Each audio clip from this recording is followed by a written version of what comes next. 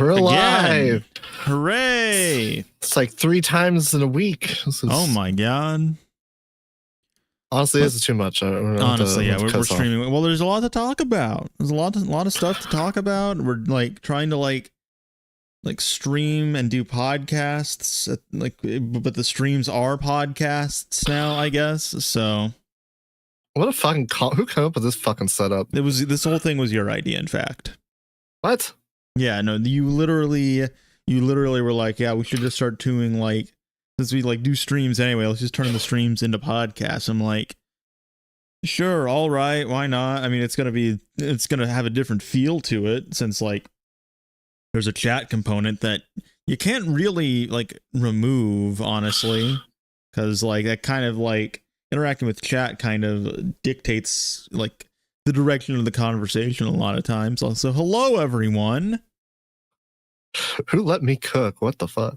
Honestly, well, I didn't know we were going to stream this. I thought we were just going to be like recording this as a podcast and putting it up on like Spotify and Apple. But if you want to turn it into a YouTube stream, then by all means. I mean, I think it's a funny topic. It is stream day. It is the Sunday Fun Day stream. Sunday. What could be more fun than the death of Crunchyroll? Riddle me this. I don't know. Winning the lottery. Sure. Yeah. There's probably a lot of things that are more fun. All right. Look, I'm just trying just trying to move this along. What do you mean? Did you read the Moomy? I told you to read. Moomy, there was like required reading for this stream. Are you fucking it up? I did read the article. Okay, that's good. Here, I should probably also like link the article in the description as well. You know, cite our goddamn sources. Cite our sources. Yeah, well, you know, it's important. I mean, I see a lot of like these like outrage merchant channels on YouTube and stuff, and like the video is literally just them reading an article. And they don't even link to the goddamn article in the description. It's like, why? Is that not? I don't know. To me, that's just kind of scummy. When that's all you're doing.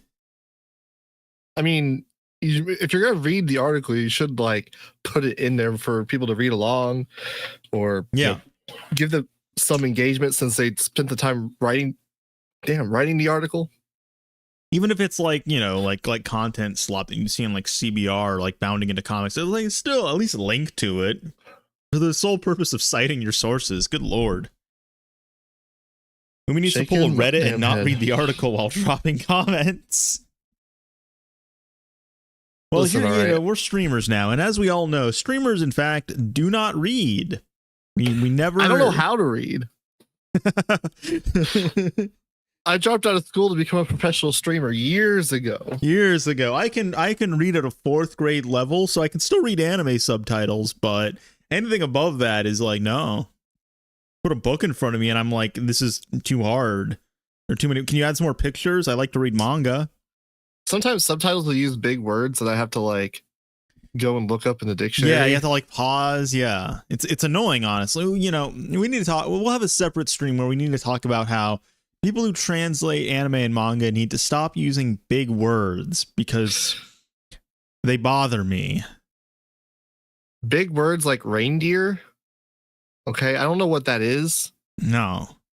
I don't know why you would expect me to know what that is.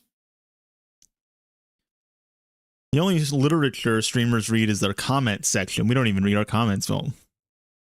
Listen, all right, if you're big enough, that's the only literature that you need, okay? People are typing in entire novels in your comment section.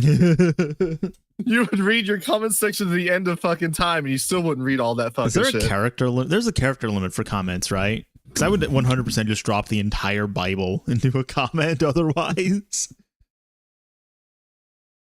Insert Hemingway quote. Intelligentsia. Anyways, like the intelligent version of Fantasia, Intelligentsia? No, I think it's like a slur for people who wear glasses. Oh. Yeah. Well, that's not nice. No. I mean, we used to call them like Four Eyes, Poindexter, Square. Well, those sound more fun. Yeah, they do, yeah. I don't know if we want to. 200 characters. There's no way that the character limit for a YouTube comment is 200. No, I've seen comments that go way over 200 characters. And definitely not 500 characters. Yeah, like 200 characters is like a tweet. You know, there's a way to find this out. Copy and paste the entire Bible into a YouTube comment. 10,000 characters, according to Google. Oh, you just Googled it. Okay. Then that makes more sense. That makes more sense. Anyway, Googling it, yeah, that would make more sense. Anyway, we should probably stop stalling and like get on with like the topic of today. So do we want to run an intro then? Hello and welcome to the Weeb Crew. We were told that we need to like start shouting our intros in order to get your attention because you ADHD fucks just don't want to listen to a podcast where it doesn't start off and they're not yelling. Oh my god. And today we're talking about the today we're talking about the news. We're talking about the news because an article dropped a couple days ago, literally on the 20th. So this is like the 22nd. It should be going up on like the 23rd, maybe the 24th if I fuck up. And very funny article. Yeah, it's a good article, honestly, you know. Discussing, and let me take us out of hell because this is also on stream for anyone wondering, and like listen to this on like Spotify. We are streaming this on our YouTube channel. You can catch us on YouTube streaming at sometime, I don't www.com/theweebcrew. Usually like Sundays at like 8:30. Sometimes maybe Saturday, any day of the week, honestly. You know, we don't the streams just happen. Anyway, so this article was posted on Bloomberg a couple days ago called Sony's Crunchyroll finds its early lead in anime under attack. Disney and Netflix are expanding in the popular... why am I reading the subtitle? Blah, blah, blah, blah. It's by Cecilia D'Anastasio and Takashi Mochizuki. Yeah, so if you want to... There will be there's like a link in like the YouTube description. There'll probably be a link in the podcast description if you want to like read it for yourself because it's an interesting read.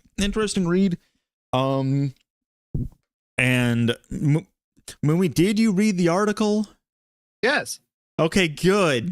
If you did, why do you keep asking this as if I haven't read it? Well, because you were saying as you were editing the thumbnail for this stream, like, yeah, I haven't finished reading it yet. I've been like reading and editing this thumbnail, and it's like I got like halfway. It's only like it's not that long. It's not a long article for context. It's a pretty okay. As I'm scrolling down, it looks kind of long, but it's not. It's like maybe like 10 minutes tops. And if you struggle to read for more than 10 minutes, you're probably not old enough to be on, like watching this or listening to this. Honestly, they do say your attention span is 1 minute for every year you are old. That's a goddamn lie. We're not going to read the article verbatim, by the way. That would be incredibly boring, and I don't know. I feel like that's like the equivalent of like watching a YouTube video on stream and like just stopping every couple sentences to like, oh, we gotta stop and commentate or whatever. No, we'll talk about the article. We'll pull quotes from the article because there's a lot of interesting stuff to talk about here, and it goes into a number of different topics that we've discussed before on stream in various ways, and it's interesting to see like some stuff that we've just kind of been saying just based on our own sort of like subjective experiences and observations kind of be verified by people who are like looking at like the data and stuff rather than like interacting with like the anime community directly. Makes me feel validated. Yeah, like let me see. There's like a specific part here right at the start. Yeah, here we go. There's growth in casual anime viewers, but not core anime fans, said Orina Zhao, research manager at Ampere Analysis, which follows the media and entertainment businesses. Those people tend to watch it on Netflix or Amazon Prime, which are more mainstream. And like, I mean, how many times have we talked about this on stream? Like, this idea that not enough, apparently. Yeah. I mean, so, because we've said a lot that, like, especially since the pandemic, really, anime has, like, really blown up and become mainstream, but it's not so much that all animes become mainstream, but rather anime on specific platforms, and just kind of as a whole, specific anime are, like, really, really popular in the mainstream, whereas, you know, for your average seasonal anime, even, so we're not talking about things like Dandadan, for instance. We're talking about, like, what's, like, an average show that we watched this season, Moomy? We watched, like, 20. Puniru? No, Puniru is below average, if I'm going to be honest. Not even like above people who, average. All right. People who like are dedicated seasonal followers didn't even watch Puniru because they are cowards. Absolute cowards. Have you? I don't know. Fucking.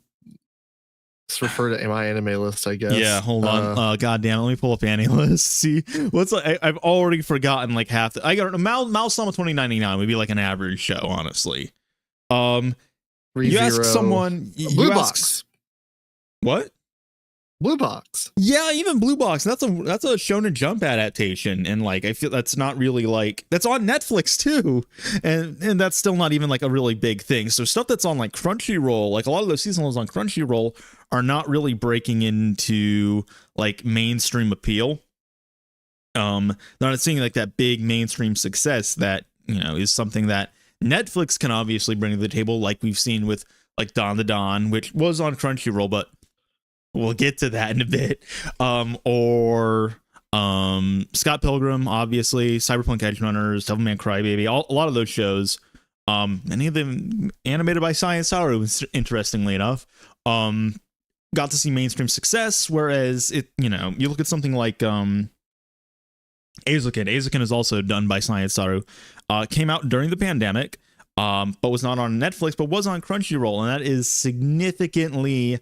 The opening was certainly a bit of a meme, but it did not really catch on like those other shows did. And that's because Netflix is able to really like just capture that very casual audience because they're not anime specific.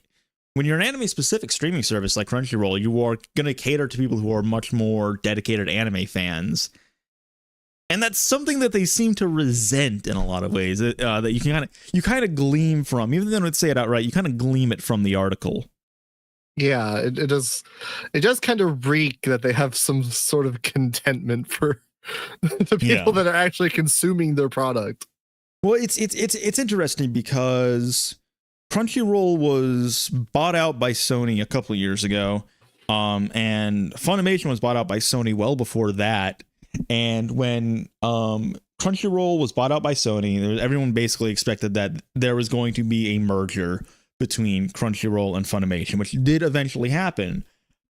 But the way it happened was interesting because the Crunchyroll brand is obviously a lot bigger than the Funimation brand. But because Funimation was basically with Sony for much longer, they basically kept the brand, but then started replacing like executives at Crunchyroll with Funimation staff. And the article basically talks about there's like a sort of conflict basically happening between like, you know, the executive C-suite people at Crunchyroll who have like their origins in Funimation, and then like, you know, your average Crunchyroll employee who has maybe been with the company well before Sony ever acquired Crunchyroll. Mm-hmm. Which is not good, to say the least. And it begs the question of, and it's interesting to talk about this in the light of, gosh, literally this week it's like two big news stories about Crunchyroll this week. Because earlier, not Crunchyroll, sorry, Sony specifically, Sony bought a 10% stake in Kadokawa. So and a lot of people, obviously people talk about like, you know, the video game angle, stuff like that. I believe Kadokawa owns like FromSoft. So people are like, oh no, is Sony going to start fucking up like Elden Ring and stuff like that.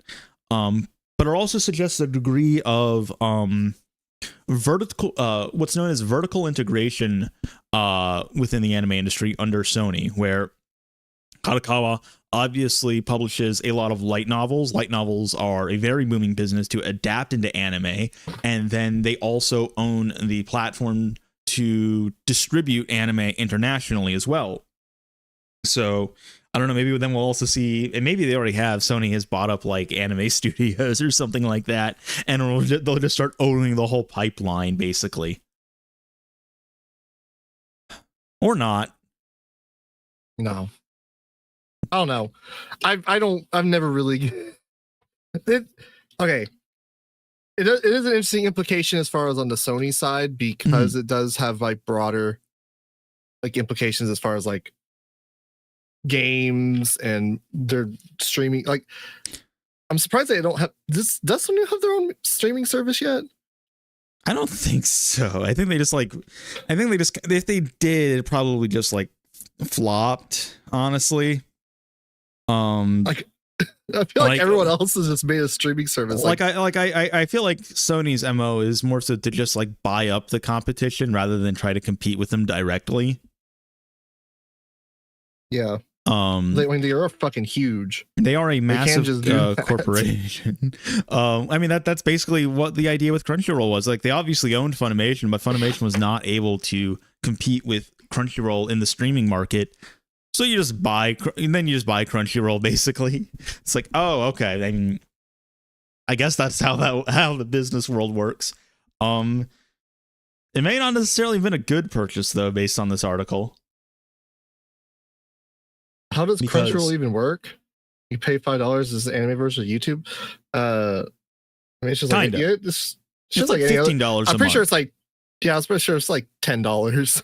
Yeah. You pay a certain amount of money. You pay your pound of flesh for your streaming service, and then you get to watch not all anime, not even all anime airing at a season. A decent portion, certainly. You won't be like starving for anime to watch. With a questionable video player and questionable subtitles. Isn't it wonderful? And you're supporting the anime industry, guys. That's the key point. Yeah, you're supporting the anime industry and not a company with questionable business practices. And if I'm remembering correctly, there was a scandal again just a couple months ago. Where a voice actor stealing people's mail. Yeah, they have voice as like some like voice actor. I forget their name. They were getting like fan mail, and then people at Crunchyroll were just opening it and like reading it or like or passing it around the office and stuff. And it's like, what the fuck? $10? What's the appeal? That's a great question. I couldn't tell you honestly. Which. I feel like we've talked about this before, but like Crunchyroll's always had like an inferior product to what you could get on piracy platforms. Oh yeah, 100. Well, that's. I mean, that's kind of the thing. You look at like a platform like Spotify, for instance. Spotify has done immense damage to music piracy. It's not before Spotify, music piracy was way more prevalent. After Spotify, I mean, people still do it. But there's a lot of people who don't, and it's also captured a wide market of people who just didn't pirate music before. They just listened to like CDs, but now they just listen to like Spotify. Yeah. Whereas and Spotify was able to do that by having a lot. I mean, we've talked about this before. They have a lot of the music that you would really, really want to listen to. There aren't these exclusivity agreements that you usually see with like streaming services like Netflix, for example, or Crunchyroll for that matter, you know, where an anime will just only be on Crunchyroll. Except Dandadan. Dandadan is on Crunchyroll. It's on Netflix, and I believe G Kids has the theatrical rights to it. So, and probably also just other physical media.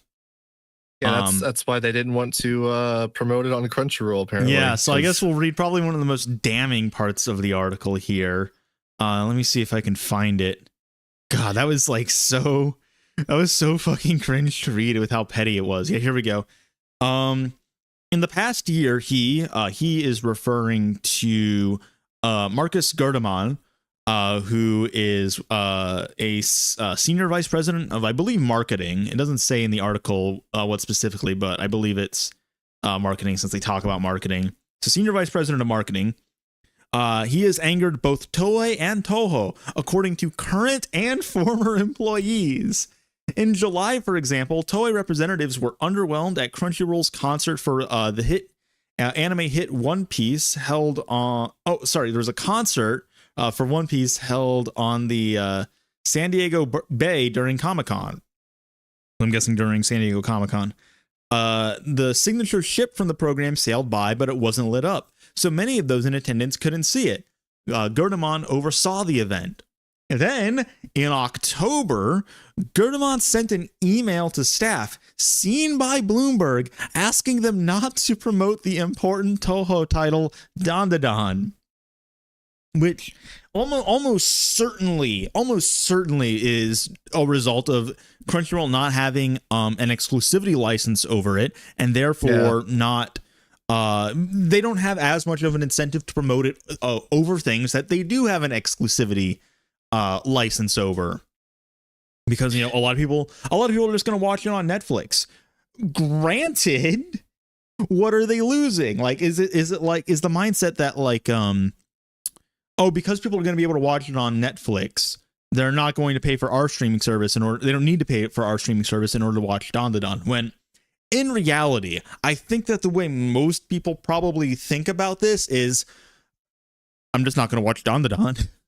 So yeah, and of course Toho being like the head rights holder when it comes to this, at least for the anime and its distribution, they obviously have an incentive then to put it on as many platforms as possible rather than maintain this exclusivity deal. So it's interesting because it kind of reminds me of like Netflix's problem. Mm-hmm. Oh, where yeah. Like originally Netflix was like the streaming platform, right? Yep. Like you got Netflix, you got fucking programs from various different publishers, different channels, whatever. And then as it kind of was successful, it got kind of broken up, and people were like, "Oh, I'm gonna bring my successful properties to my streaming service," and now it's basically cable again. Yeah, they cut out the middleman, and now we have all these different competing streaming services, and it's like, well, fuck, if I'm paying for all of them, now I'm just paying for like an exorbitant cable cost. Yeah. I feel like the same thing's kind of happening with Netflix now, or not Netflix, sorry, Crunchyroll now, where like you get like a Netflix that's kind of getting into the market. They're taking some titles. Yeah. I guess there's not been a lot. They've kind of like fucked their competition here. What was the last like major not piracy competition from Netflix or Crunchyroll? Funimation. Was it Tubi? No. I mean, Funimation was their competition is the thing. Wasn't there another one? There's like a High Dive, but High Dive has such a small, yeah, High Dive has a comparatively small market share. I think there's a chart in here. Maybe I'm wrong. No, I think I saw this chart somewhere else on Twitter. Maybe I'll pull it up in a minute.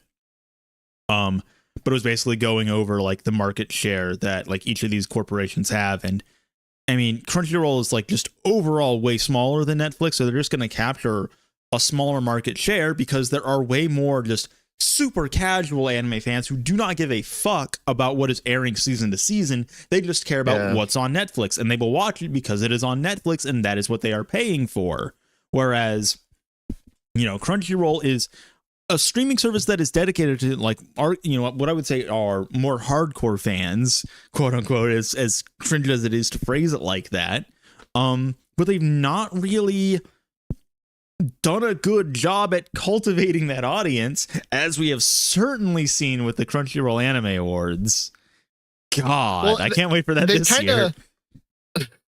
They kind of like put their eggs in the basket. Like they're trying to do like get these big names, and like they're losing to like Netflix, right? Like they lost. Like the article talks about how they lost JoJo. Oh yeah, so JoJo's a Netflix thing now. And you have like Toho and with Dandadan trying to kind of do their own thing with G Kids. Toho bought out G Kids, so now they have a direct line to distribute their own works internationally.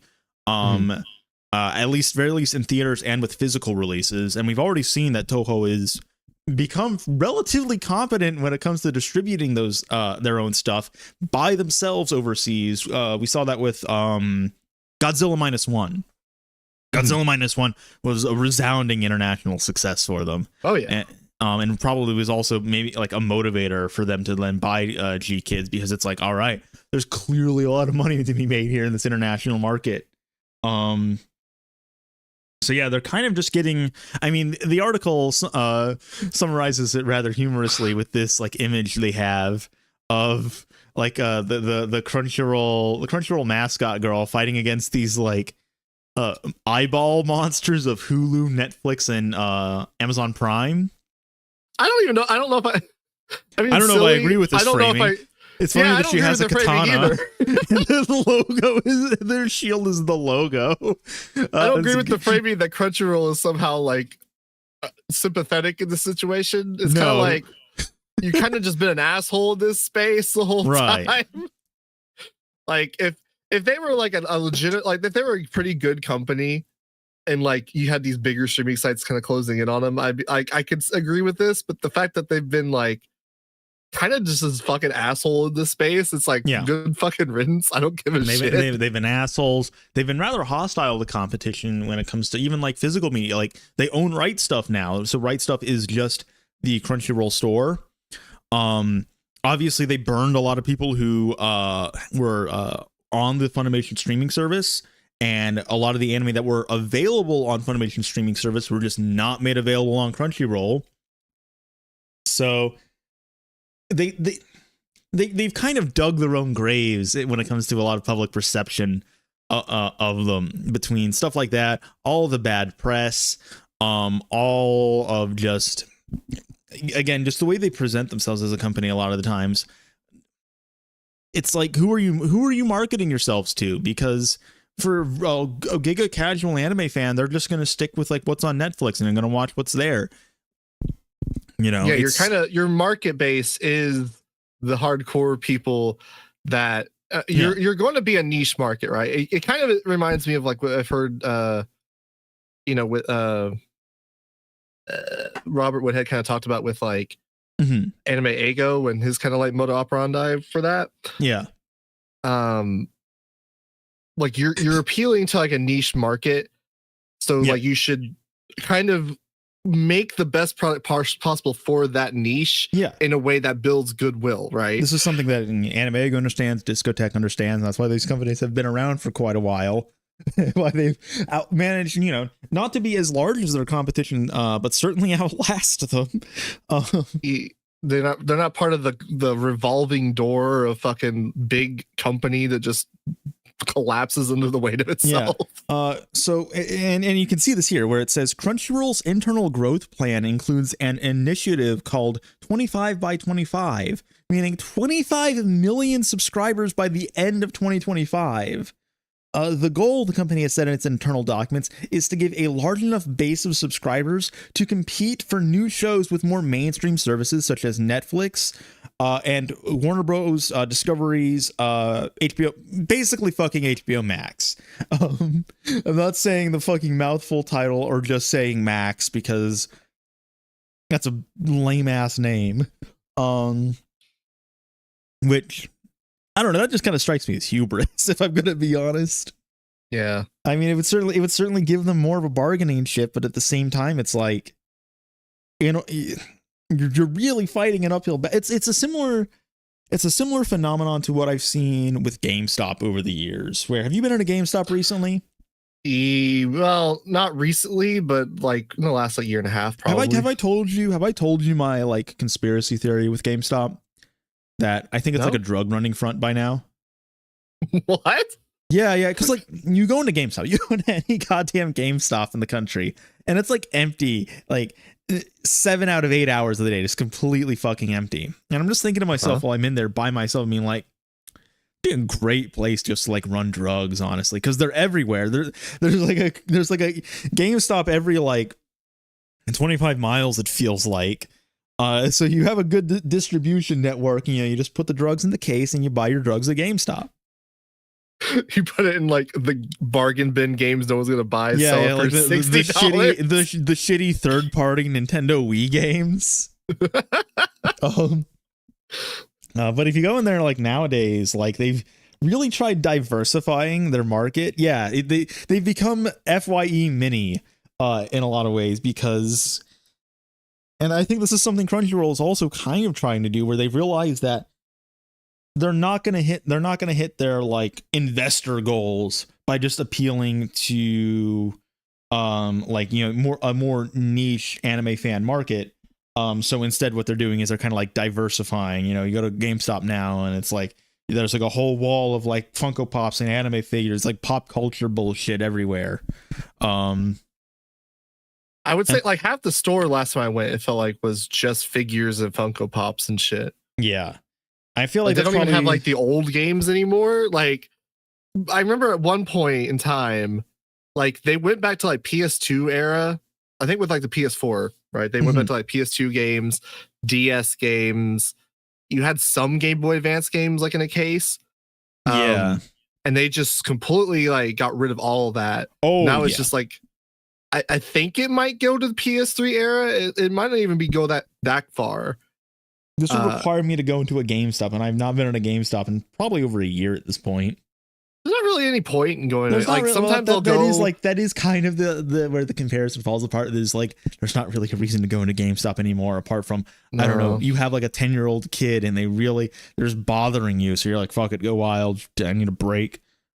I never like even as somebody that likes buying like physical games, I never really went in like I would go on occasion just to see if I could find like Demon Souls or something physical and like a good condition that I wanted to buy. But like even then there are better options than GameStop. You'll probably also just get better serving on like a local game store, honestly. Yeah. There's not really a point. Whereas, you know, with Crunchyroll, you know, at least as far as legally watching anime, they are the only place you can watch a lot of stuff because they have those exclusivity licenses, which an interesting thing that they point out in this article is that just one of those licenses is like millions of dollars, mind you.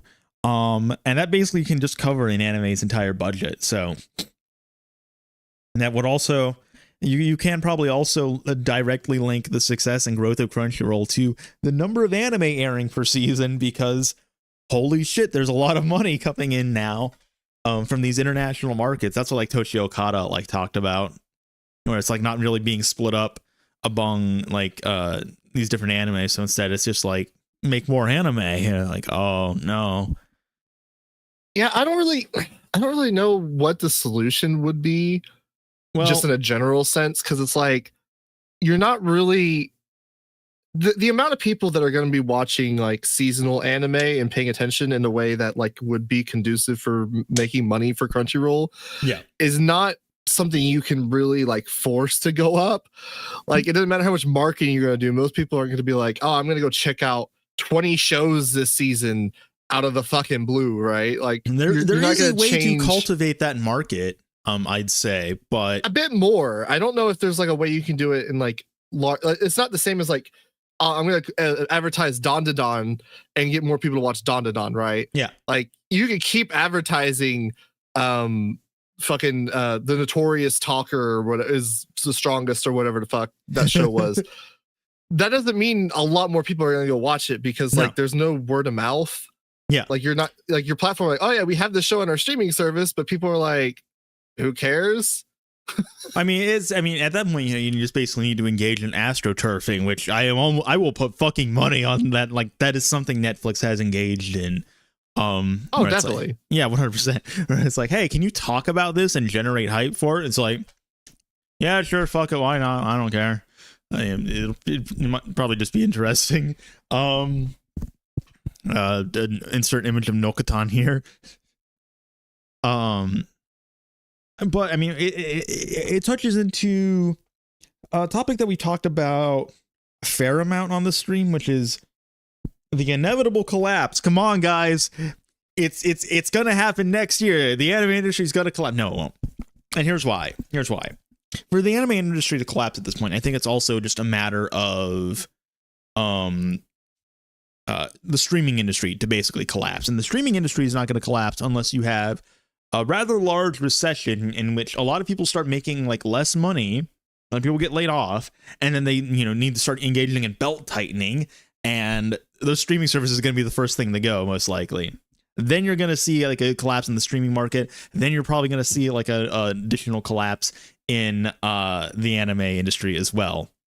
So that's what we saw. We saw something similar in like 2008 with the global recession, where you look at like the graphs of the income the anime industry was making in like for several years after 2008, and it was significantly less than what they were making in the mid 2000s. I mean, so short of something like that, I don't know if it's going to happen. Yeah, I mean, let's say we are in kind of a place that like it could, like, there's definitely a path where it could happen. Much more so than just like randomly trying to predict it back in like 2017, right? Yeah. What if Japan collapses? The yen is pretty. Yeah, there could be just a general economic collapse in Japan, but yeah, even and this is something we'd probably be best talking about, like someone who is like more who has their finger on the dying pulse of the industry. Who's like, you know, putting a kink in the industry's IV bag or something. Is outsourcing. Like that's a big question here, where like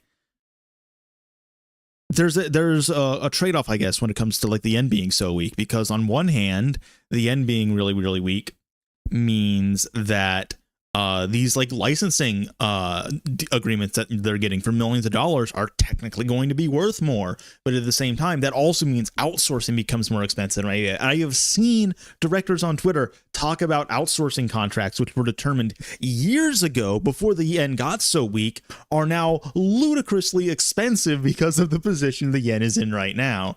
So yeah.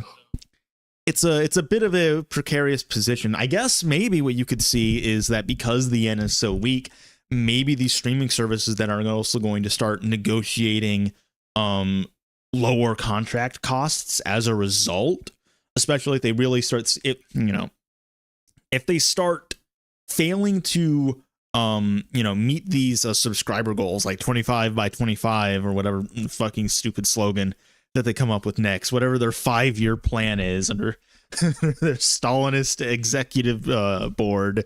Does the article actually say how many subscribers they're at, by the way? I think that it says they're at about 15 million. Oh, so they're gonna like almost double their subscriber count in 1 year. Yep. I mean, they have seen pretty like ludicrous growth over the past several years, but then it's like you see that ludicrous growth, you see that like exponential, that curve going up, and you're like, all right, it's just going to continue. I'm a wealthy venture capitalist. Let's let it ride. And it's like, no, that's not how this works. And we'll probably come back to this in March when we get the next anime industry report for 2023. When we see the 2023 data, I'd be willing to bet that we actually see just overall less growth in the anime industry in 2023 compared to prior years. Yeah, it's not like it's exponential like no. that is the funny thing with like corporations and like shareholders, all this. Every time it has to be like, oh, we're definitely going up, guys. Things are looking up. Guys, the line is going up. Line is going up. It's a bull market, bitch. Let's go. The minute that like it looks like it's slowing down, all of a sudden just the line goes down. You can read that they're chasing that in the article. Where what does it say?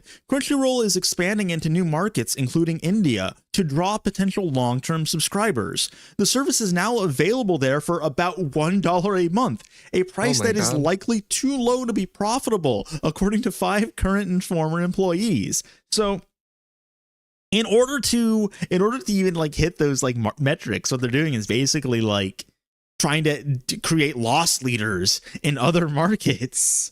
And it's like, what are you doing? I mean, I'm sure they're doing their best to like satisfy, their like shareholders, stakeholders, interested parties, whatever.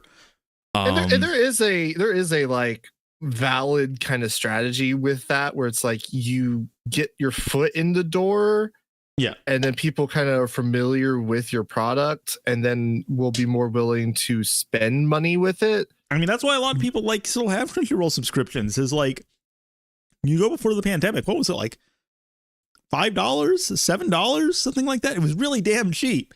I want to say it was like $5.99. Yeah, and then they just increased it over time, and started adding in things like advertisements and stuff like that, because they need to hit those quarterly report benchmarks, which are of course set by people who,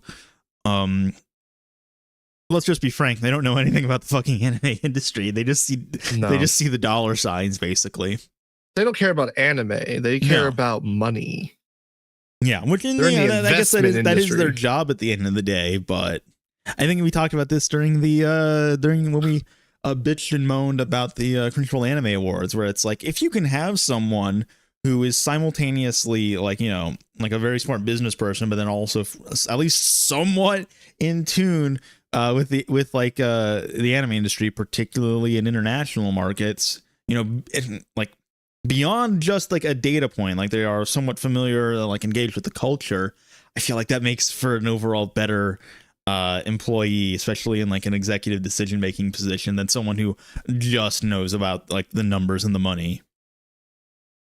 Maybe I'm wrong. Maybe I'm wrong in saying that, and this is just kind of me like coping and seething. But I mean, it makes, because like if you think about any other industry, right? Like if someone has their finger on the pulse of the industry in general, you're more likely to make like good business decisions overall. Because like, even if you're on like a national scale, you at least like say you're in like construction or landscaping or something, something like in that field, you're more likely to have growth in a place like Texas than you are in a place like Middle America. Like, so those are the kind of things you kind of have to be aware of. And I mean, the article paints a narrative, and let's just engage in like basic, reasonable skepticism of what you read in an article. But they basically paint a narrative that Crunchyroll is doing fairly well in terms of management and growth and development. Basically until even after Sony bought them, but when Sony merged them with Funimation, they had a lot of these Funimation people come over and basically like take the reins, take the calm, as it were. And I was trying to, let me see if I can find like the exact point in the article where it comes across like they just kind of not only like have conflict with like your like regular line workers at Crunchyroll, but just like anime culture, like the fandom and just anime itself. Like I think they flat out say like they give off the vibe, according to like I assume these former and current employees that are like their sources for this article, who are unnamed, as they should be. Yeah, here we go. Current and former employees describe Crunchyroll's new management, primarily from Funimation, as out of touch with employees and the anime fans the company once prioritized. Some executives write off anime as kids' cartoons, they said, and resist hiring job candidates who describe themselves as fans. Customers weren't too happy either. Some were furious when Crunchyroll announced that digital copies of anime that they had purchased through Funimation wouldn't survive the transition into the new platform. Which is like... What? Those are kind of two different points. I don't know why they put those together. I don't know why that... I don't necessarily know why that was like the same paragraph, but yeah, you do... I mean, what it goes to show is like, okay, these people who are now currently running the show are... They're out of touch, essentially. They don't either don't know or don't care about how certain things will upset people or affect the perception of their company. Maybe they just think that like, any bad press is like just doesn't matter, and they'll still just continue to see growth, which I mean they certainly can, like, drama and controversy, like that male controversy, for instance. That's obviously like in the English speaking sphere when it comes to that. But if Crunchyroll is then focused on, growing a market more so in like India, Latin America, etc., that drama probably won't necessarily translate over because of that language barrier. So maybe they're thinking like, okay, well, yeah, it might be bad there, but we're seeing a lot more growth here with these people who can't speak English. I mean, let's be real. If they haven't received pushback from like some of the shit they've done previously, like I think it was around 2014 that I think it was Dice who did that whole like big expose on, did a write up on like how Crunchyroll was throttling like the bit rates of a lot of their back catalog. Yeah. where you're essentially you were paying more to have access to their back catalog, I think. Mm-hmm. And basically, or you're getting a worse service. Yeah, it was like, I think like 66% worse, or like they throttled it like towards like a third of the quality or something like ridiculous.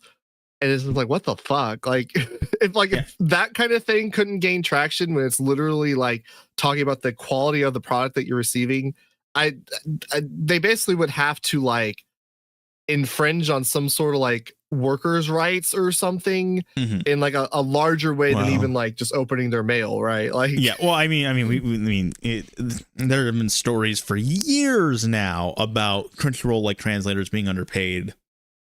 Oh yeah. Stuff like that. But I think that they are just banking on people not really caring. Well, and to some extent, they are right. I don't think like a lot of people aren't going to inform themselves on this shit. Like, yeah. You're just going to go. Someone that has a Netflix subscription is just going to go watch Squid Games on Netflix. They're not going to sit there and fucking research. Like, what's this Crunchyroll? My kid is asking me to get this Crunchyroll thing. Okay, and then just do that. Yeah, or if you're the person subscribing for it, you're just gonna like, I want to watch Demon Slayer on Crunchyroll or whatever, and you're not. That's the only place to watch it. Certainly, though, they're gonna like start like in these emerging markets, like that they're trying to like worm their way into, like India, for instance. They're almost certainly gonna have like their own like they're gonna do stuff that's gonna piss off people in that market as well. I would guarantee it. Yeah. Yeah, it'll happen eventually. Yeah. Will it matter in the long term? Probably not. But then again, in the long term, we're all dead. No. In the long term, it's like I still don't think they're going to hit like the metrics that they really want in order to satisfy investors. And I tweeted about this like yesterday or something, where I wonder, and I'm willing to venture to guess that this is probably also the reason that Girls Band Cry did not get picked up for streaming until like well after it was over, and even then it went on Amazon Prime, where you can like buy it like for like digital essentially. Right.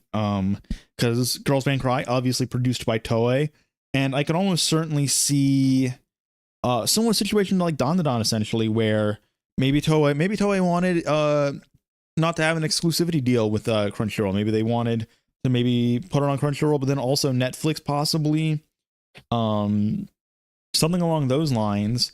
In any case, bad relationships between Toei and Crunchyroll then basically results in it just not being anywhere for the longest time. And it kind of just ends up flying under a lot of people's radar as a result of that. Even though it's a really good show. I'd be willing, obviously I have nothing concrete to say, but that's like just kind of my conjecture, my educated guess, reading this article, that because it's a Toei show, there may have been some conflict there that just resulted in it not being put up on Crunchyroll. I guess the interesting question is like, what does that mean exactly for this space? Like, say hypothetically that Crunchyroll does just like completely goes tits up. Yep. Obviously someone will come in to fill the niche. Like, that's not like just, there's no way to legally stream anime anymore. Someone will come in, but like it'll take us some time for it to reach the point that Crunchyroll's at now. Right. Here's my hypothesis, I guess. What I think we'll see going forward is Crunchyroll is going to fail to meet investor expectations, and they are going to then have to, in order to see the returns that investors want, they either need to make more money, which, they're seeing diminishing returns on, or they start lowering their expenses. And what that could mean is then spending less money to license anime. And as a result of that, you'll start seeing like a Puniru or something will not be licensed. It might not be licensed, and eventually I think we'll just stop seeing stuff because these licensing agreements pay for the entire show essentially. We may just then see either a stagnation, in the number of anime being produced per year, or even a decline in that if there ends up being less international money being funded into the industry. Of course, Crunchyroll is not the only factor in this equation. There is a very large market that Crunchyroll just doesn't really have access to. Mumi, what is that market? Pop quiz. The Chinese market? Yes.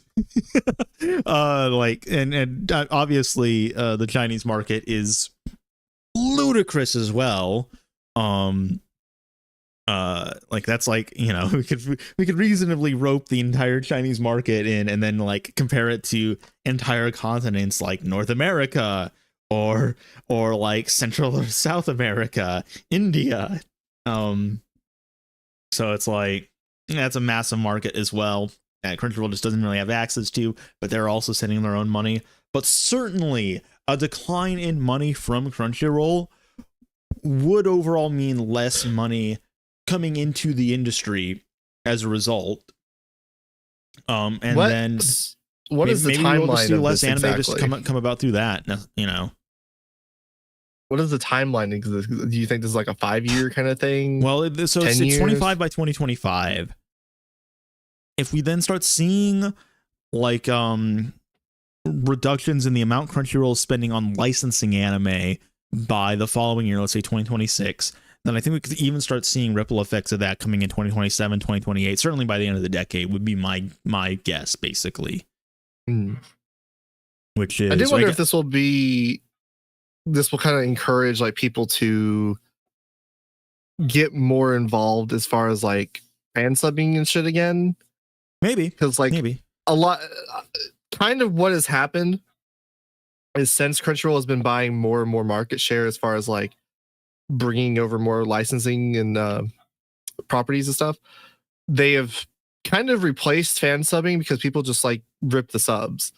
So like there isn't like fan subgroups that are actively fan subbing like Puniru, or example. Are you thinking that we'll see maybe like what we saw with like Girls Band Cry, essentially, where like especially like maybe I'll return to that, where it's like, because like now, like obviously you have stuff like Precure. I don't think Precure's, did they ever start streaming the new Precure on Crunchyroll, or is it just like one season? I think they did. I have not the faintest idea, because I neither pay attention to Precure, nor do I pay for Crunchyroll. I don't pay enough attention to Crunchyroll to I do remember like them making a big deal that they were bringing Precure to Crunchyroll. But I don't remember if that was just like some seasons, or if that was like the newest season as it was airing, or if that was just that one season as it was airing. But I know for the longest time that you had like active subgroups that were doing like Precure stuff like that. Yeah. But like a lot of subgroups kind of stopped because Crunchyroll was just so fast. And it's just like, yeah, you can improve on it. Like you can do better typesetting. You can do karaoke subs. You can do maybe word things a little bit better. But like for the most part, it's just like the scale of that. Yeah, it's like what is the point? Like, you don't need to. I mean, arguably, and I wonder about this, is Crunchyroll, and I think it was like Mike on like a Red Letter Media video basically described it as like a buffet, essentially, where, you know, they're licensing the majority, like basically every show coming out in a season, with a couple exceptions, either because they're on other platforms that are just not getting picked up at all. How many people are watching those shows, though? Is it, you know, are they doing it because they think there's a market there, or are they doing it to keep the buffet stocked? Where, you know, you have your buffet. There are certain things in the buffet people like more than others. Some people, the stuff people will just completely fucking ignore, but it's nonetheless there because it's a buffet. You have all these options, and even if you only take like the same thing from the buffet every time, you have that like illusion of choice, essentially. And then they can be like, and you will get people that do like the things that are like the less chosen option of the buffet, and then they are kind of sticking around for the other things as well because you have the thing they want over there. Yeah. I.e., someone come like, oh, this is the only place that's streaming Puniru. I might as well just watch my Don on here too. I wonder if Crunchyroll has like a sort of recommendation algorithm as well for their, where like it tracks what their users watch, what they're interested in, and then recommends them other stuff based on that. And they basically, fall into like a pipeline essentially. Like it's like YouTube or like Netflix kind of does that. I have no idea. Again, I don't use Crunchyroll. Someone who used Crunchyroll, please let me know if that's the case. Is there a market in America for negative positive angler? I mean, shit, probably not, honestly. I'm gonna be. It only has 40,000 people on my anime list. That's it's not great. Depressing. Especially because it's a really good show. One of my favorites of the season. It was a really well done original anime, honestly. Yeah. But yeah, I think it's just kind of there just to be like, you pay for Crunchyroll. It's like $15 a month, but you get access to hundreds and hundreds and hundreds of anime and you will watch 10 of them. Like statistically speaking, and you will watch 10 and then forget that you are paying for this subscription. Clearly Crunchyroll was trying to do this whole strategy of like, they'll have a paper tiger kind of approach. Where it's just like they have all these like back catalog and they're gonna like lower the bit rate to the point that they're not even there anymore. You won't be able to watch them. I do think they're not actually there. I think Crunchyroll even has pages for anime that aren't even on their streaming service. like if we pull up like we picture. Yeah, like literally just like that basically. And it's like, it's not here, but you can certainly read about it. It does exist. And it's like, look at all these anime pictures we're going to have you scroll past to get to the newest season of Demon Slayer. Yeah. And I think they're also just doing like, I mean, I remember when a lot of people were pissed off at Crunchyroll because they removed the comment section, which I wasn't even really aware that existed. But I guess Crunchyroll to a certain extent had cultivated their own kind of community there in that comment section. And it's just like, up and smoke. Makes sense. Doesn't matter. Yeah, well, because like a lot of streaming, like even though like the piracy sites have like comment sections where people like leave a comment. It's like fucking the Pornhub comment section, right? Like, you go scroll down. Why would you? Are you paying too much to moderate it? Are you paying anything to moderate? What the hell is wrong with you? Why would you do that? Maybe it was like people calling them out for stuff, and so they were like hiding it. Like if people like, oh, this is like negative, mistranslated, or like, oh, you did this or X, Y, Z. It's just like, well, we don't need that on our platform. We don't need people looking into things and then potentially changing their subscription. We don't need people. Yeah. And again, it's probably just like, these fucking dumbass piggies will still pay for it anyway. And again, they're probably right. I think I would imagine that honestly, part of Crunchyroll's like model,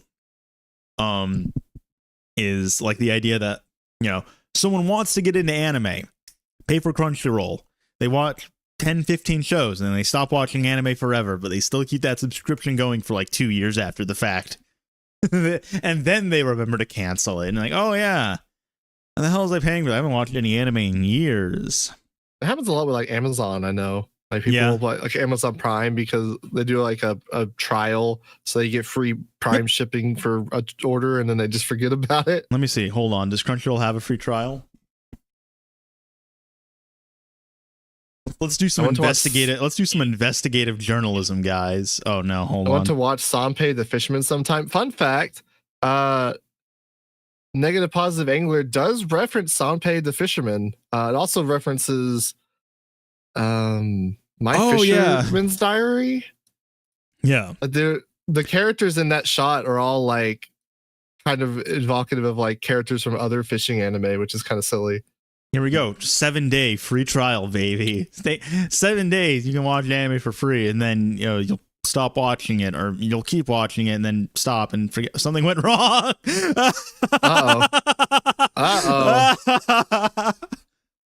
What the fuck? They know. They're on to us. They're on to us. Oh my god.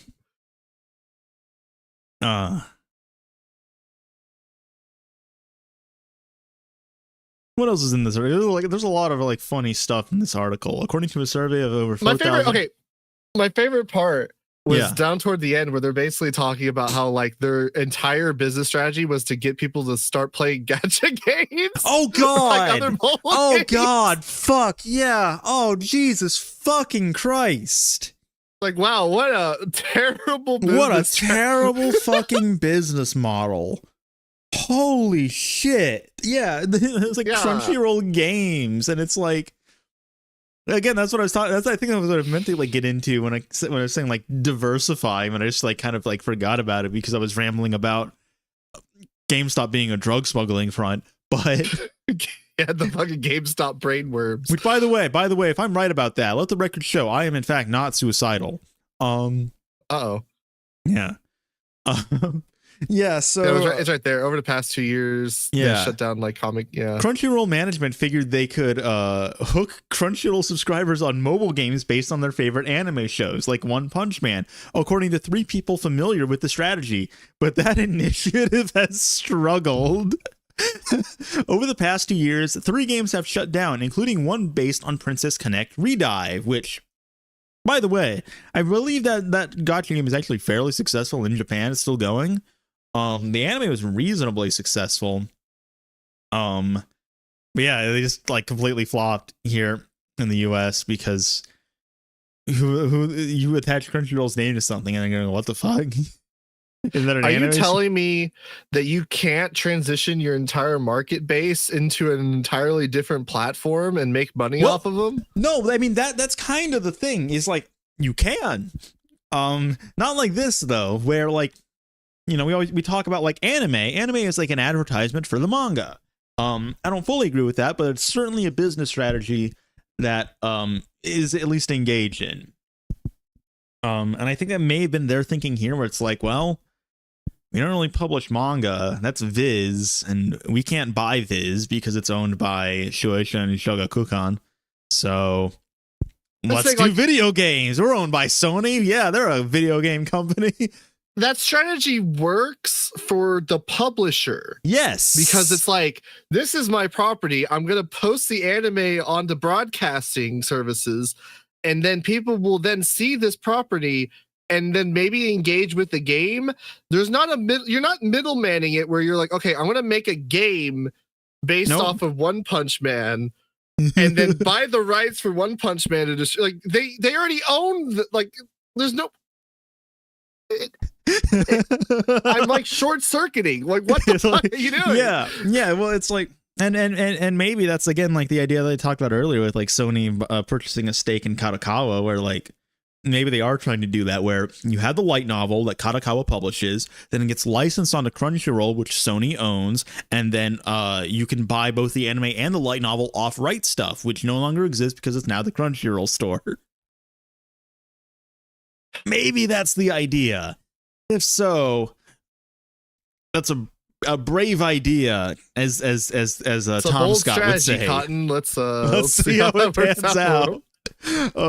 We'll check back in about 6 years. They did buy. Oh, Crunchyroll did buy Viz Europe. Interesting. So yeah, but yeah, over the past years, 3 games have shut down. While the company has launched 4 others. So it's just like, all right, come on, guys. If just keep throwing darts.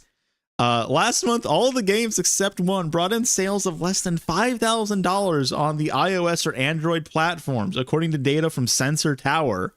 Although Crunchyroll invested a large sum in developing its own One Punch Man World game, the US license for the show was snagged by Hulu. It is like hilarious. It's like they don't even own the show that's like promoting the thing. What are you doing? Yeah. Because I mean, One Punch Man is a really big property. You need to certainly pay more for in order to license it, and something like Hulu or Netflix is going to be able to outbid you, and they will if they think they can make money off of it still. So again, it's like, well, what do you do? Like, if you can't, if the big shows like your Don to Don or your One Punch Man or whatever the hell is getting picked up and put on other streaming services, and you're a smaller streaming service and you can't really like compete with what they pay for, what do you do? how do you market these other shows that don't necessarily have enough hype for them? And to which I say, that's the fucking job of marketing. Maybe have a guy running your marketing division that isn't ruining business relationships with massive Japanese companies like Toei and Toho. Maybe don't think that your audience is like just children, or it's your kids. Maybe not even like you're being condescending to me. It's like, no, your audience is just not children. Like, no. Yeah, there are children in your audience, but that is not your audience. Like, that is not everybody in your like. What? It's children between the ages of 20 and 30 and 40. The publishers in Japan know this. That's why they sell the horny figures. Yeah, which you have then removed from your store. Good job. Good job. I mean, and I think that's like also kind of like the idea is like they're kind of like trying to like sanitize the image of anime. I mean, we see that with the anime awards where it's like, what is anime about the anime awards visually? Is that any of the decor? No, it looks like just an award show. Oh, maybe like the trophy though is like, nope. The trophy is a fucking obelisk. It's a glass obelisk that looks like something that you would shove in your ass. Oh my god! I think I saw one of those on Bad Dragon the other day. Yeah. I mean, by the way, if you want to. I need to see like the equivalent of like one guy, one jar, but it's like the Crunchyroll award. Oh god! I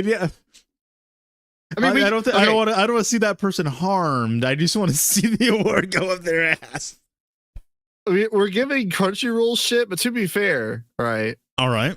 We did just watch the video game awards. No. The video game award, like the award for the video game awards, looks fucking awesome. Yeah, but the 75% of the video game awards is just E3. Well, that is true. At least the Crunchyroll Anime Awards is at least more of an award show than the Game Awards, which is a series of commercials. I don't think award shows are interspersed. Which, I mean, I will certainly put money down that like people running the Crunchyroll Awards are seeing that and they're like, this Jeff Keighley guy doesn't have the right idea. Try and emulate that. Honestly, just fucking let Jeff run the Crunchyroll. It'll still be better. It won't have awful dubbing. It'll be in like a reasonable time zone when most of your target audience in the whole world is not like fucking asleep. They could cut costs by canceling the awards entirely. Well, no. Well, they could, because they would certainly cut costs, but I think that award show is also just kind of like to demonstrate. It's there for the investors. It's not there for the fans. It's there for the investors. You can clearly tell when they talk about, God, what was the one where like a guy was like, it was like a chef guy, and he was like talking about like anime inspires me. Anime inspires me or something. How do you do that while then simultaneously thinking anime is for kids? You're literally having a chef talk about how anime inspires. It's like a double thing. Like they think that like anime is just for kids, but they need to like convince investors that anime is for everyone. And I think like literally that may have been like the tagline for the show or something. Like anime is for everyone. Which, like, yeah, sure. You're doing a fucking dog shit job at like making that, like conveying that though. It's like you know what, and it reminds me of the bit in Otaku no Video where like the corporate guys take over the company in like the second episode. You know what I'm talking about, right? Oh yeah. And instead of them getting like overthrown like 5 minutes later, it's like no, they're just here forever now. Just here forever. Yep. Which fucking sucks, honestly. What do you think will happen to the Anime of the Year awards if Crunchyroll goes tits up? It'll just stop being a thing. It'll stop being a thing, or they're like they will downscale it immensely, and it will go back to what it used to be. Remember what it used to be, where it wasn't this big award show and you had like tables, and it was just like a bad like set. Like you had like YouTubers come out. You had Jeff on the couch. Yeah, Jeff too. And Arcana would stuff. come out on the couch. They were all like kind of like back, just sitting. Bring back the Anime Awards show casty couch. Oh my god! Instead of having like athletes or like celebrities, really the only one who should be there is Megan Thee Stallion. She seems to be the only one who one can work the crowd, and two seems to really like anime. Everyone else who comes on stage seems like they're like deer in the headlights. Get people who are used to being on stage, god damn it. Bring out Snoop Dogg to promote his new Snoop Dogg music. Yeah.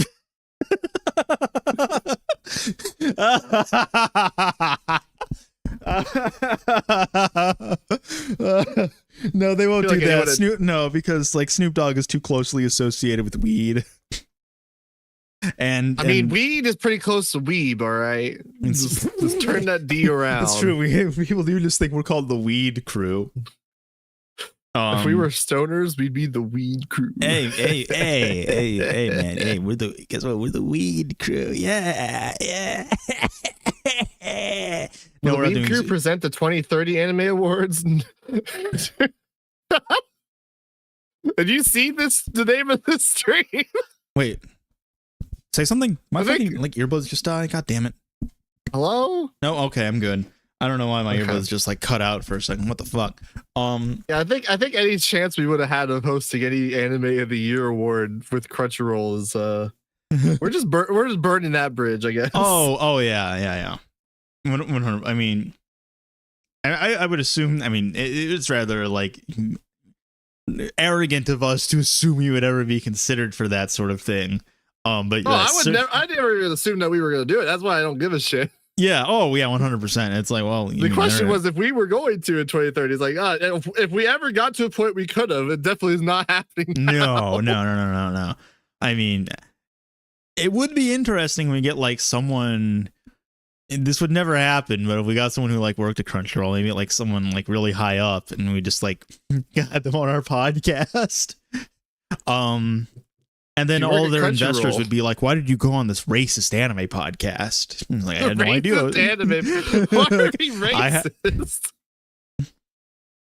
Oh well, subscribe to the Patreon to hear all the Patreon episodes where I just talk about like skull shapes or something.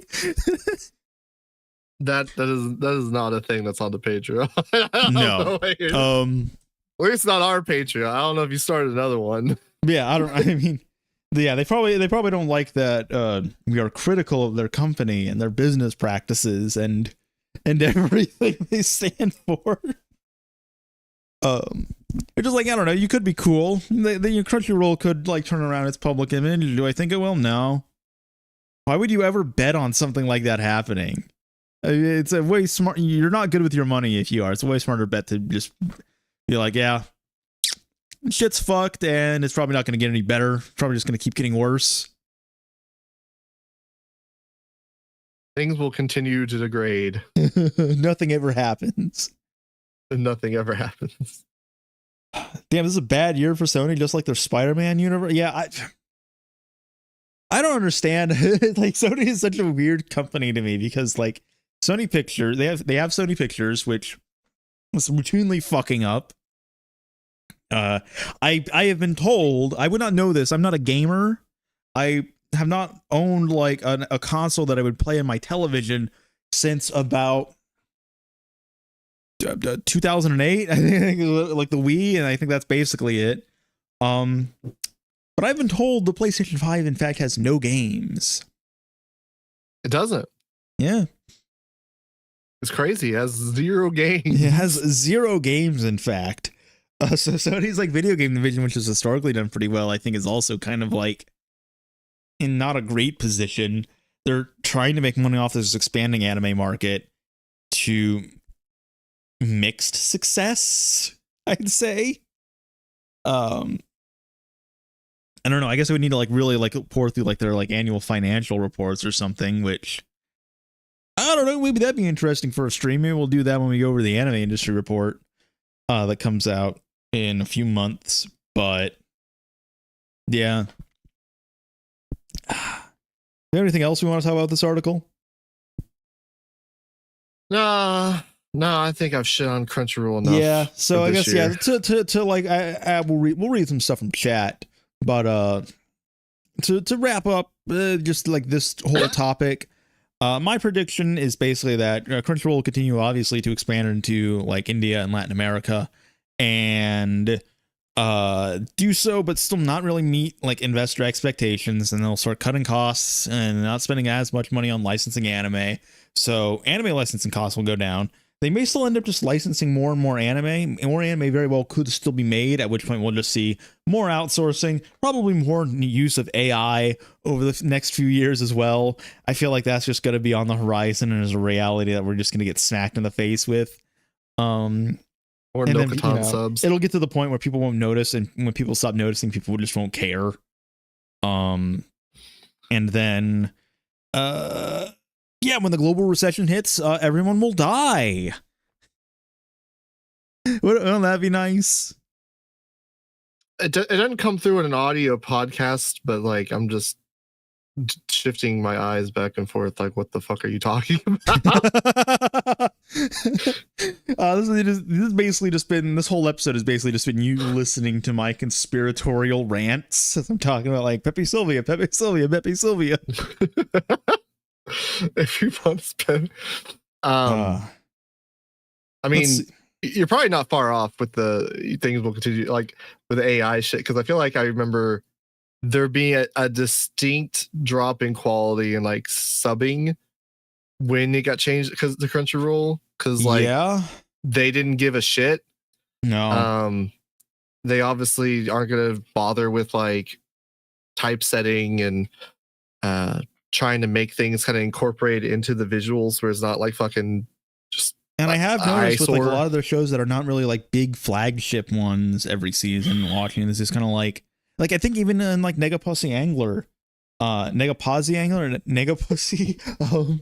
Megapussy Angler, yes. There were like lines that were just translated very, very weird. And it's like, it's like just off enough that it like catches my eye. And it's like either it's not being QC'd or, well, it's just not being QC'd, and it's either a person translating or it's an AI. Yeah, I've noticed like,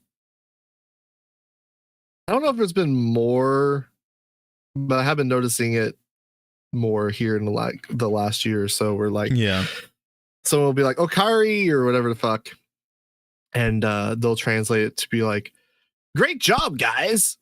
Yeah, and he's like, "Yeah, that's literally not what they said, but I guess it works." And it may be the case that if like Crunchyroll starts spending less money on anime, we'll see something like Netflix or Hulu spend more money on anime. But because those are not anime-centric platforms, I think they're probably just more content with just picking up a few, like having like a couple anime every season, because they're not expecting to like capture an anime-only audience. You know, people like us who just primarily watch anime, they're catering much more towards people who just kind of watch anything. Like they watch primarily like regular like American TV and like movies and stuff like that. But then they also, will watch maybe like a couple anime, like, if it piques their interest, essentially. So I don't think we're gonna see like Netflix getting every show of the season on their platform. I do wonder too if it's also just a matter of like there was a headline from Katakawa, maybe it was earlier this year or sometime last year, where they were saying they want to like just keep producing more and more shows every season. I want to say it was like 50 shows a season or whatever, which is fucking insane. Obviously with, Crunchyroll and Sony money, they can certainly finance it.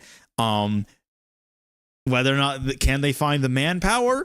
Soon it won't matter with AI. So it's like, fuck. Yeah, it's every time we talk about industry stuff, it feels like it always just we just kind of get negative, especially towards the end where it's like, yeah, it kind of sucks, doesn't it?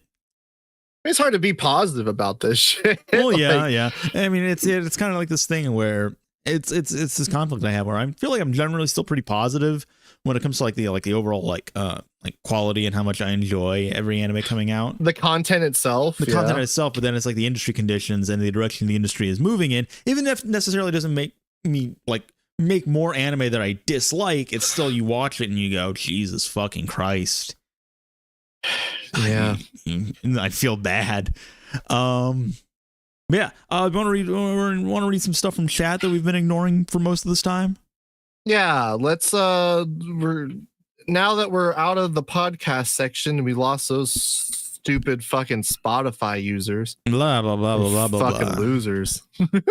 Kenny did ask. Have we talked about the Hazel video yet? I think Penguin's memory is just cursed at this point. We did watch the Hazel video. I talked about it in Discord. Yeah. I mean, it's not really about it. Penguin's memory video as much as it is a history of beer and beer marketing in Japan. It's not that broad stroke, I don't think. I mean, it does do the meme of like part one early beer. Like it goes all the way back. Beer first appeared in Japan, and I got like, what the fuck? What the hell? Beer was first introduced to Japan by the Dutch, and you're like, my god. Damn, that's crazy. I just want to hear about the funny penguins, which, I mean, there's like some interesting stuff in there. It's like, it has the same problem I have with like every Hazel video where it's like, okay, you say every Hazel, I feel like she's been leaning more into it with each like consecutive video, because like you go look at like the older ones and it's not really that way.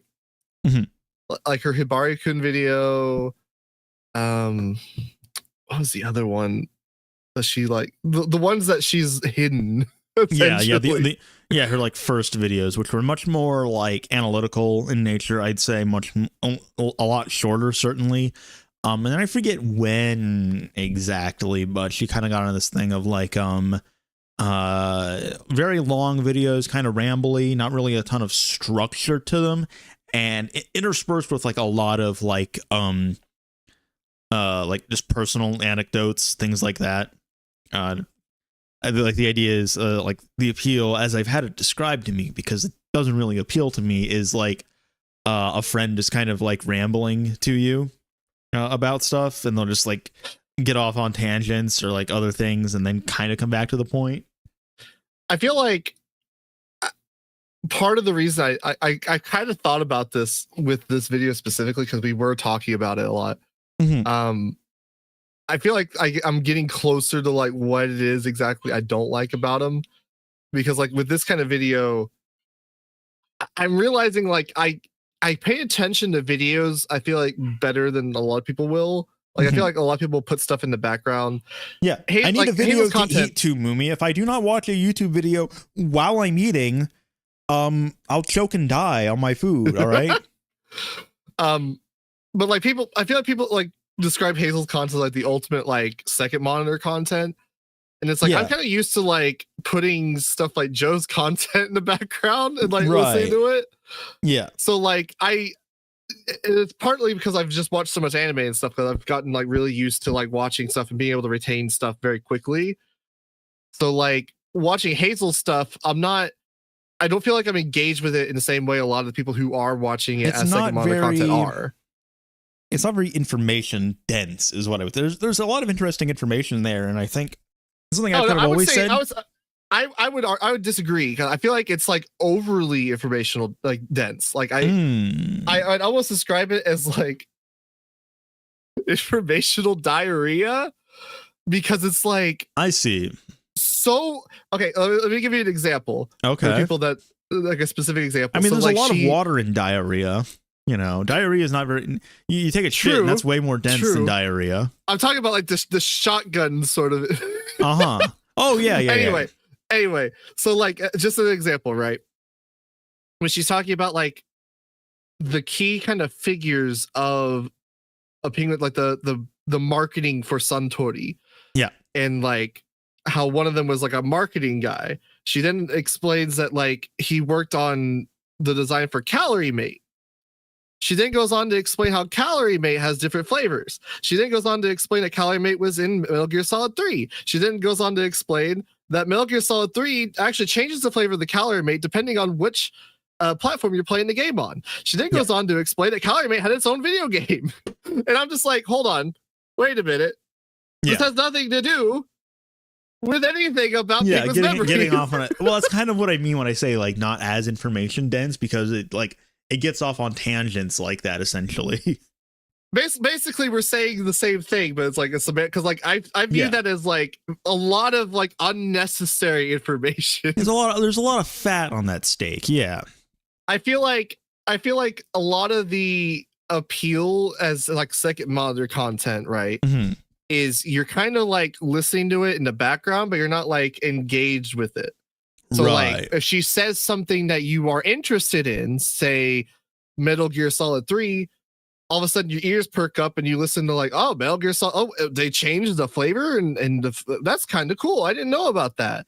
And then like she starts talking about some other things, and then you kind of drift away until your ears perk up with the next thing, right? Right. And because it is kind of this stream of consciousness kind of thing, you almost you digest the information because it's like very watered down, but it's watered down with a lot of unnecessary information.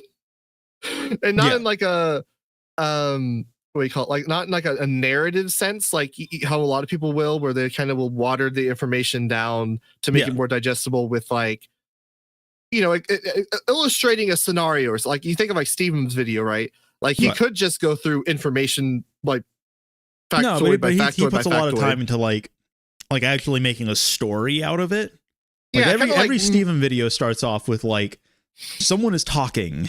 Like there's some situation happening. So two people are interacting and he's like recounting that essentially, and that's what gets the ball rolling. Yeah. But she's doing it with like this sort of just like fun factoids that are they're not really relevant to the work itself, but they're relevant to how she's kind of engaged with the work, right? Yeah. She's seeing, you see the stream of consciousness as far as like, oh, this part resonated with me because I like Metal Gear Solid 3. Metal Gear Solid 3 is relevant to this. Like you kind of see the workings there. Right. It's but like it's almost like a dilemma of like wanting to talk about everything. It's like you do all this research and you have all those materials and you kind of just want to put it all in there and maybe not necessarily make it fit, if that makes any sense. Like really like structure. It's just kind of like, well, I spent 10 hours researching this video, going down this one specific rabbit hole. If I don't include it, I'm just going to be unhappy with my life. I mean, you've struggled with that to an extent too, where it's like, if you want to talk about a show, especially in like a podcast, and it's like, you want to be sure to cover everything. Not I don't feel like okay. So like I'm very on board with like the killing your darlings approach. Yeah. Like if I have a lot, like when we did the discussion stuff, I would try to talk about as much as possible, but if like I couldn't incorporate it in a way that made sense as far as like consuming it as a video, I would just cut it. Right. Yeah. I didn't have any problem cutting it, even though like I said it and like I wanted to talk about it. It's like, well, it doesn't make sense in the form of this video. Yeah. I'm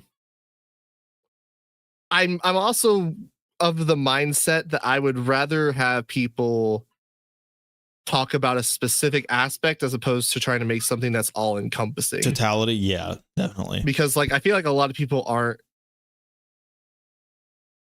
there. I'm sure there are a minority of people who are great at doing stuff that's all encompassing. But I feel like I will not get at something out of 70% of your video if you're talking about stuff that you're not like really invested in. Yeah. And then there's like that 30% you are really invested in, and you kind of have to like dig down into it. And then you get to that 30%, you're like, oh, this is actually kind of cool. You could have just made a video focused on this. Granted, that's going to be a preference thing, right? Like not everybody is going to be like me in that regard, but that's just kind of like how I view consuming stuff. People only watch the first 5, maybe 10 minutes of the video, right? If they segue that into insane tangents. After that, that's fine. Most people won't watch it. I'm curious. I wonder what Hazel's analytics look like on that in terms of like viewer retention. It's probably better than ours, to say the least. Well, yeah. I was gonna say, I wouldn't be surprised if it had like a higher average watch time than our stuff. Oh, you know that? Yeah. Hazel anime. There we go. Because I imagine people should take that video down. Oh, interesting. Hold on. Is it privated or is it just unlisted? Because maybe it wasn't. I don't think it was performing super well. But let me see. Hold on.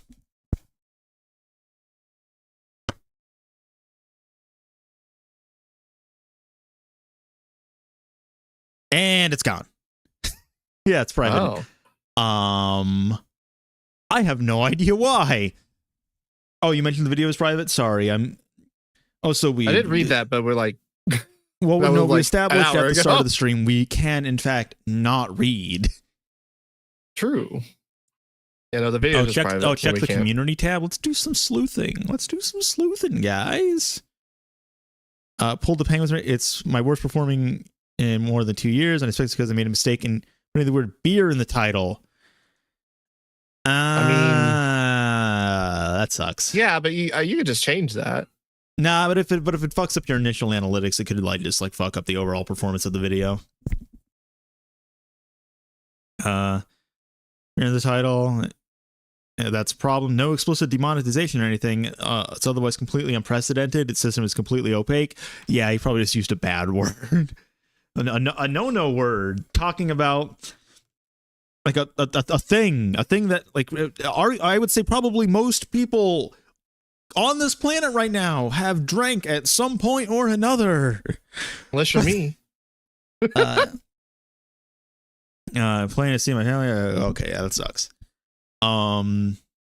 That's unfortunate. Yeah, I love YouTube being a fucking obnoxious. God damn it. Yeah, I think we're talking about just her videos in general, which I have not watched. I think we watched the Penguins Memory one specifically because we were like, hey, she's now one of 5 people to talk about this. There's more people to talk about Penguin's Memories. Maybe, yeah. Certainly no one has gone as in depth. We've thought it was funny. We read into the beer stuff. We made some jokes about it. She does certainly go more into depth when it comes to the history of the mascot, the impact that those penguin mascots had. The idols stuff. Lots of interesting stuff. Again, for me, it's interesting information, just not necessarily presented in a way that I really vibe with. What you mentioned about her videos being unfocused with a lot of superfluous information is probably part of the reason they appeal to people they do. Well, yeah, that's kind of the point. I feel like it's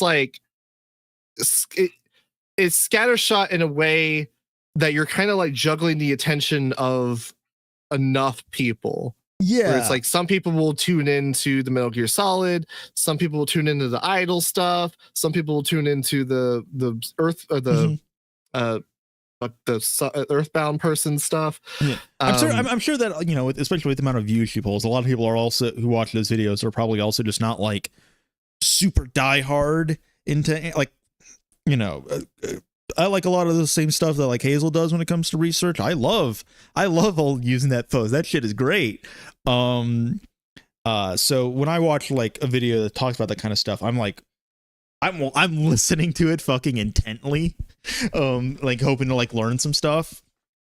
Whereas, I watch a Defunct Land video or a lot of archaeology videos, Minuteman, Stefan Milo, those kinds of channels, geology channels, things like that, natural sciences. I like a lot of that stuff. I do not really research into that stuff myself. And if I did, maybe I would also be a little bit frustrated with those videos in a similar way where it's or maybe not. I have no idea, honestly, but I feel like that's probably also kind of the appeal. Amnesia.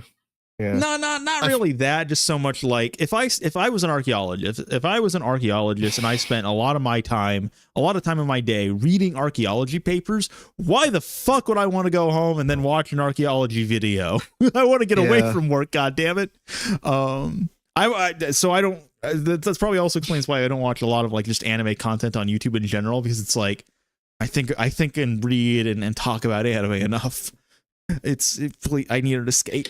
Help. Oh, I talk about. Well, I will fucking. That's all I do is try to watch anime content on YouTube. Yeah, you're fucking weird. Well, fucking weird. Yeah, you're always on that grind. I feel like we've both accepted that we are not the target demographic for Hazel's videos. Yeah. they probably shouldn't be targeted at us. No, I mean, we make videos for ourselves, and look how well those videos do. That's why we're the #1 anime podcast, right? What should we be doing to become the #1 anime podcast? Let's look up Trash Taste. Oh no. Trash Taste. What do we need to do? Oh, our worst takes. All bread is the same. We can't stand Zoomers. You're pretty close to Zoomers. You're like late millennials. They're like your age, aren't they? Maybe it's like a couple years, like a year or two younger. You're not that far off. Is this what we need to do? No, we don't need to do. What about the other one? Otaku's Anonymous. This is like a surprisingly big channel. They're also like the same. They've been doing this for as long as we have too, I think. Yeah, well, they're also like massive like shonen YouTubers. Oh yeah, true. Yeah. I forget that. N Chammer 23. Like how many subscribers do you have? Holy fucking shit. Almost 700,000. How many subscribers does the other fella have?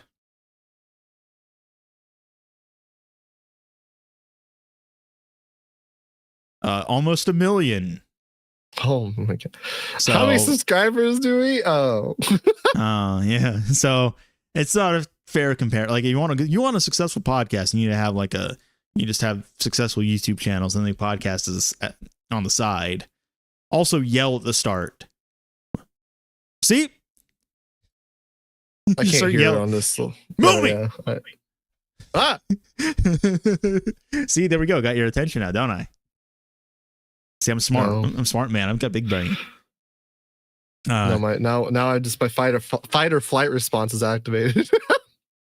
I'm sure you asked 10 different people what they got out of the latest Hazel video, and you get 10 wildly different explanations. Yeah, it's because you a lot broader of appeal than what we have.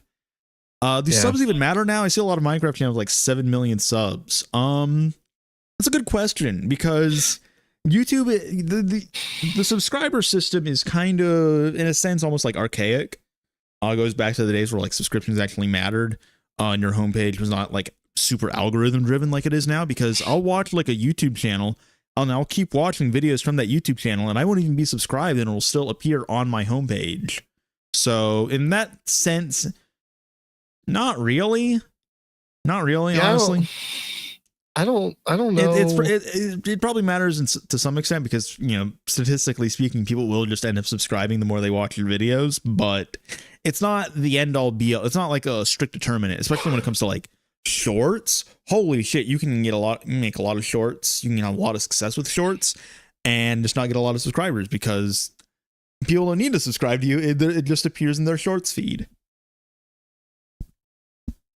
Yeah, I think it's more like algorithmic based, where it's supposedly like your subscriber base acts as like a larger sample size, so it can help you in that way. Yeah, like it first gets pushed to your subscribers, and if your subscribers really like it, then it'll push it to a more general audience. But I mean, clearly it has to matter in some capacity, because it is a metric, but I don't think it's like the end all be all, especially like it used to be, even like 10 years ago, honestly. Like, are people who are watching, like, is everyone who's watching a new Mr. Beast video subscribed to Mr. Beast? Probably not, honestly. Probably, a lot of people are probably just watching because it's just on their homepage, and I mean, that's where people go to watch YouTube videos. People are not searching for YouTube videos, really. Discoverability, as we've often talked about, is fucking trash on YouTube. I mean, like, at least when using like their search function. You have to be a big channel in that niche. So if someone types in anime, they can find your stuff. It's a function of how many people are into this broad subject. I've seen fishing and channels and travel blogs with subcounts you wouldn't believe. Something like antique fishing, lore restoration videos channels are a lot more niche. Yeah, I'm going to be honest. I don't know nothing about fishing YouTube. You mean you didn't start like deep diving into fishing content after negative positive angler? No, I started playing the Hunter Call of the Wild. Instead, we need a hunting anime. Honestly, I'm surprised we haven't gotten one yet. Is there not a hunting anime? I don't think so. Like we need like a cute girls hunting. You know, that would appeal to. That would appeal to people who like stuff like Yuru Camp, you know, like the outdoorsy stuff, and appeal to people who just like cute girls in general, and people who like guns. I guess they don't really have hunting in Japan, do they? No, they haven't. You would hunt like boars and like probably deer, but I feel like it's like smaller than like here. It's definitely not as big like of a thing. Here, as I feel in like the you US. could get like more you could get more content out of like Cabela's stuff because there's more people that are aware of it. Hunting in Japan. I mean, maybe it's bigger. I mean, no, hunting certainly exists in Japan. It's probably just not. I mean, as they do big of a joke thing. about it in Nokotan this year.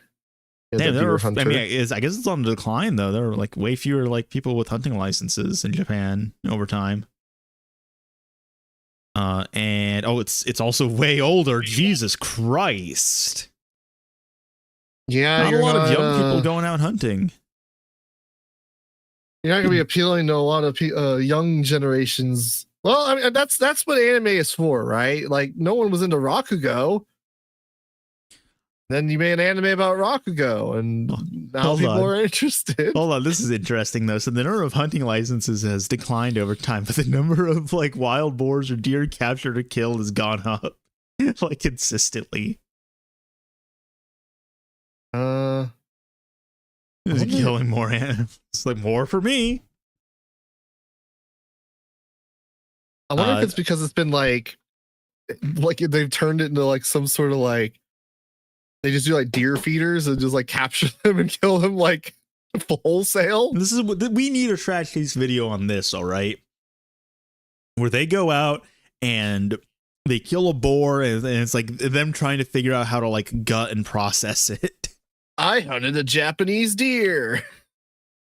I hunted Nokotan. It's like the deer from Princess Mononoke. I killed a forest spirit. Wouldn't that be like the end of Trash Case is just them killing God? Would the thumbnail just be that fucking book cover that was the inspiration for the end of Ava? You cannot compare hunting and Rakugo. Why? Why isn't it Why possible? Why not? Yeah, it could be like the Rakugo is about like the death of Rakugo as like a popular art form. This could be the death of hunting. Yeah. It's just like it's like all these fishing anime, you know, just it's the logical next step. Hokkaido hunters say more fire means more humane kills. You know, there's like a channel on YouTube of a guy just like shooting animals with like 50 caliber rounds. He shoots a deer, like not a deer. He shoots a giraffe in the head and blows like a tennis ball sized hole in the fucking back of its skull. It's terrifying. What the fuck? Yeah. What are you watching? That content also gets millions of views, but you put beer in a title and it's like, fuck you. Watch me blow a grapefruit sized hole in this giraffe's head. He shot it like a deer that was probably like no more than like 50 yards away from him. He fucking missed, but the bullet whizzed past the deer's head, and the vacuum created by the bullet like kills the deer by basically like sucking its eyes out and just like causing its like brain to hemorrhage. Oh, I saw that. That's so. And the guy like walks up to him. He's like, "Yep, that's a clean, ethical kill right there." It's like what you did was it may have been a quick death. That is conceptually terrifying. What the fuck? You missed, by the way, like 50 yards. Maybe don't be fucking proud of that. Yeah, you fucking missed. Maybe don't fire like a 50 caliber round, then you want to deal with as much kickback and you can actually hit the fucking animal. Jesus Christ. That's why we can't. That's why we can't compare it, because big gun, cool gun. Listen. All right, hunting can be good for ecosystems. Okay, just don't do that. There are a lot of like gun otaku. Like there are like the closest you get for like gun otaku is like just like Girls on Panzer or something like that, where like it's not a gun, it's a tank. It's like, you know, vehicles and stuff like that, boats. Not so much. There aren't a lot of like firearm anime in general. Probably a decent number of like, you know, gun otaku manga, but I guess they just don't adapt that into anime. Pote.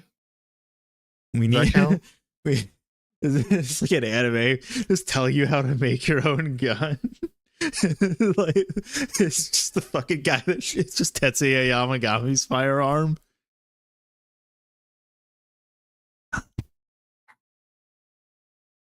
When Papa hunted a lion in 1969 series. I guess the next thing we're talking about is, are we talking about anime? What do you mean? Or the, well, we got to talk about seasonal anime at some point. Yeah, we'll do that at the start of the new year. I do want to talk about that thing I pinged you about, the different modes of consumption. Oh yeah, I think that would be an interesting subject, like shipping and like queer baiting and stuff like that. Yeah, Yuri and queer, but yeah, I get it super into. We can also, you know, talk about My Hero Academia and stuff, as My Hero Academia ended, and then people were upset because like Deku and Bakugo never got together, which was like, I mean, that'd be cool if it happened. It was never gonna happen, but it would be cool if it happened. It was never gonna happen. Read any good manga? I think we firmly established the top of this podcast. We do not stream. We do not read. We cannot read. I did read a manga recently though. What was it? Oh, it's Gantz. I read Gantz recently. I read a manga recently. I just don't remember what it was. Well, I did. Okay, I read Gantz. I read Look Back, and then before that, I read Vagabond. Those are the 3 manga I've read this year. Mm-hmm. Very drastically different works. Yeah. Gantz was pretty fun though. Didn't you also read Look Back? Yeah, as I said, Gantz, Look Back, and Vagabond. I didn't hear Look Back. Yeah. So, there's a I would like to read Ashitano Joe. I'll probably just pick a copy. Like if I see it at like a bookstore or something, like I'll go to a Barnes and Noble and I see it, I'll definitely pick it up. Because that's just, I don't buy manga online generally unless it's like I have been on record that I am the biggest manga hater, not in like as a medium, but like as like something that you like collect.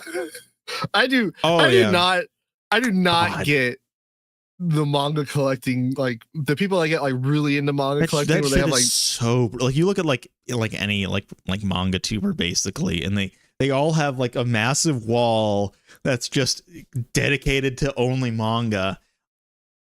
I live in a small apartment. Okay, I do not have a wall like that in my apartment. I would understand that more in Japan, because in Japan manga is like 100 yen a volume. So like you can get the first 50 volumes probably on sale for $40. Yeah, you buy that and then you read it and then you burn it to keep yourself warm through the cold winter. But yeah, that's a reasonable price. Right. $40 gets you like 3 volumes. Yeah, it's like $15 for like just a regular like tankobon like paperback, basically 200 pages. Yeah, it's insane. So it's like I cannot get behind people that like collect manga. I was like, why? Like, not only is it like you're spending a shit ton for the English version to then take up like 20 times the space of like that same series on a Blu-ray. Yeah. What I will do, what I will shill for is Glacier Bay books, because I would best describe it as like Anime Ego, but for manga essentially. They do a number of like Kickstarters. I think I've backed at least one where they license these manga, and it's a lot of just interesting stuff that you wouldn't see elsewhere outside of maybe like Drawn and Quarterly, something like that. So yeah, definitely check out Glacier Bay Books. Like, go to our or shop. Guys, let's do some shopping. Let's do some shopping. Like, what the hell is this? I've never heard of this before. But shit, it looks interesting. I do support this. This is cool. Yeah. I think in general, I'm much more into like really fairly short manga.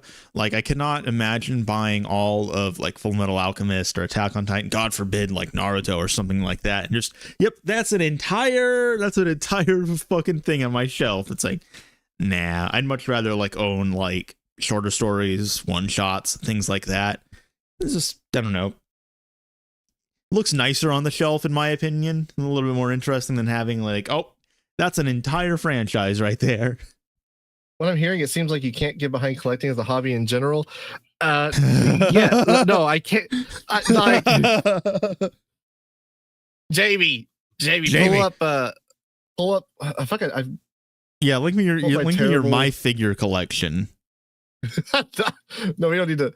I was gonna do the Blu-rays. Oh, okay. Oh, so you. It's because like I do collect so like there is a difference in like the Blu-rays versus manga, right? Mm-hmm. Figures, yes, that is another conversation. Well, so we'll do a figure episode someday. Okay, so here, let me open these in my browser so I can get the link. I mean, here's my like anime collection. I do collect the anime Blu-rays. Where the fuck are you sending this image? There we go. Okay, hold on. Copy. I have like 3. Oh, you just uploaded the same image 3 goddamn times. You fucking idiot. Hold on. Jesus Christ. So I only buy Blu-rays on like occasion. Yeah, I actually just got them on sale. The Anime Ego release of Time of Eve in the mail today. So, oh, nice. Yeah. Other people will not be. Yeah, look at all this anime. Look at all that anime. I did not want to think about how much money I'd wasted on Blu-rays. Oh god, I know that we both bought the big like Evangelion box set. Like that was. I like, don't even limited. have that. I don't even have that in these pictures because it's like so big. It doesn't even fit in here. No. Hell yeah, Geki doll. Let's go. Geki doll. I also got the Macross Plus like box set as well. It's just kind of like sitting on my shelf. That's such a small collection. It's about like 2 point. That's one picture. There's the second picture. It's like half of it. There's like stuff in the back here. There's like more anime. Like it's deeper than the image would suggest. Yeah, I don't have a lot. Where are the VHS tapes? I actually only have Totoro and Little Nemo and some Godzilla movies on VHS. I don't have a lot of VHSs. I got a lot of DVDs in New York City, like a lot of like bootleg stuff. I talked about that. What's the difference? What's the difference in this and manga? Okay, so let's take manga weighs more. let's take I'm trying to find, so like Nana there, right? Yeah. How many volumes of manga does the anime for Nana adapt? I have no idea. I bought the full collection of Nana. I think I got that on sale for like $20. And it takes up that little square of space there. To buy the equivalent amount of manga that covers, it would probably take up the entirety of that row, and it would cost like 7 volumes a volume. 12 volumes, also Weeb says. So like 12 volumes would be like probably $7 a piece. Let me see. Is it just space? It's space and the amount of money. Because again, like the English volumes are like $7 a piece versus like the Japanese is like 100 yen. Like it makes sense to me in like in Japan specifically, because it's like manga is only 100 yen per volume a lot of the time, and you can just buy like the entire collection of like a 20 volume manga for like 2,000 yen, right? So it's like that makes sense. It's like, okay, yeah, that's only like $20 for a full fucking manga. It takes a lot of space, but it's like relatively cheap. When it takes up a lot of space and it's also expensive, like more expensive than like a Blu-ray, it's just like I can't do it. I can't get behind it. I'm trying to find like an image that like Gil took of like all the bootleg anime we got. Some of it wasn't bootleg, but we did buy like a little like bootleg anime in New York City. But yeah, I don't have a lot of anime on Blu-ray because I only buy like the ones I would like. I will buy like a Geki doll. I will buy like a Nadia, like even though they're not like my favorite anime or anything. I generally try to buy like stuff that's like I like a lot more. And it's only if I can find it for like on sale for like a decent price. I feel like I sent a picture. I'm gonna find this though, because I think it's really funny. So Moomy, you need to keep talking because I can't talk and type at the same time because I don't have a mic stand for this microphone. So as far as like collecting figures, I do a lot of that.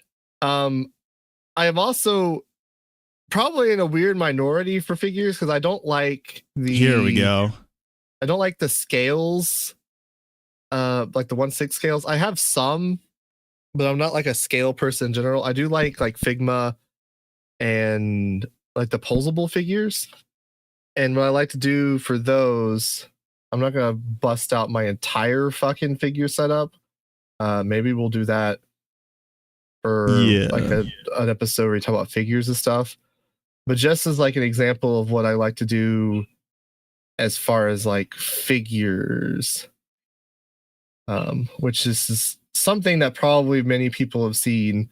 It's not like I posted around, but like trying to upload it. So like I like to do this sort of thing with posable figures. Yeah, here, let me grab this image.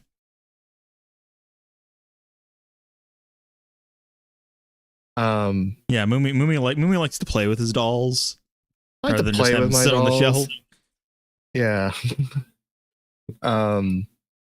So yeah, it takes up like I feel like a lot of people will do like the scale thing with posable figures, and they just have like one figure on their stand, or like the JoJo figure specifically here, like they have like stands that you can put two figures on.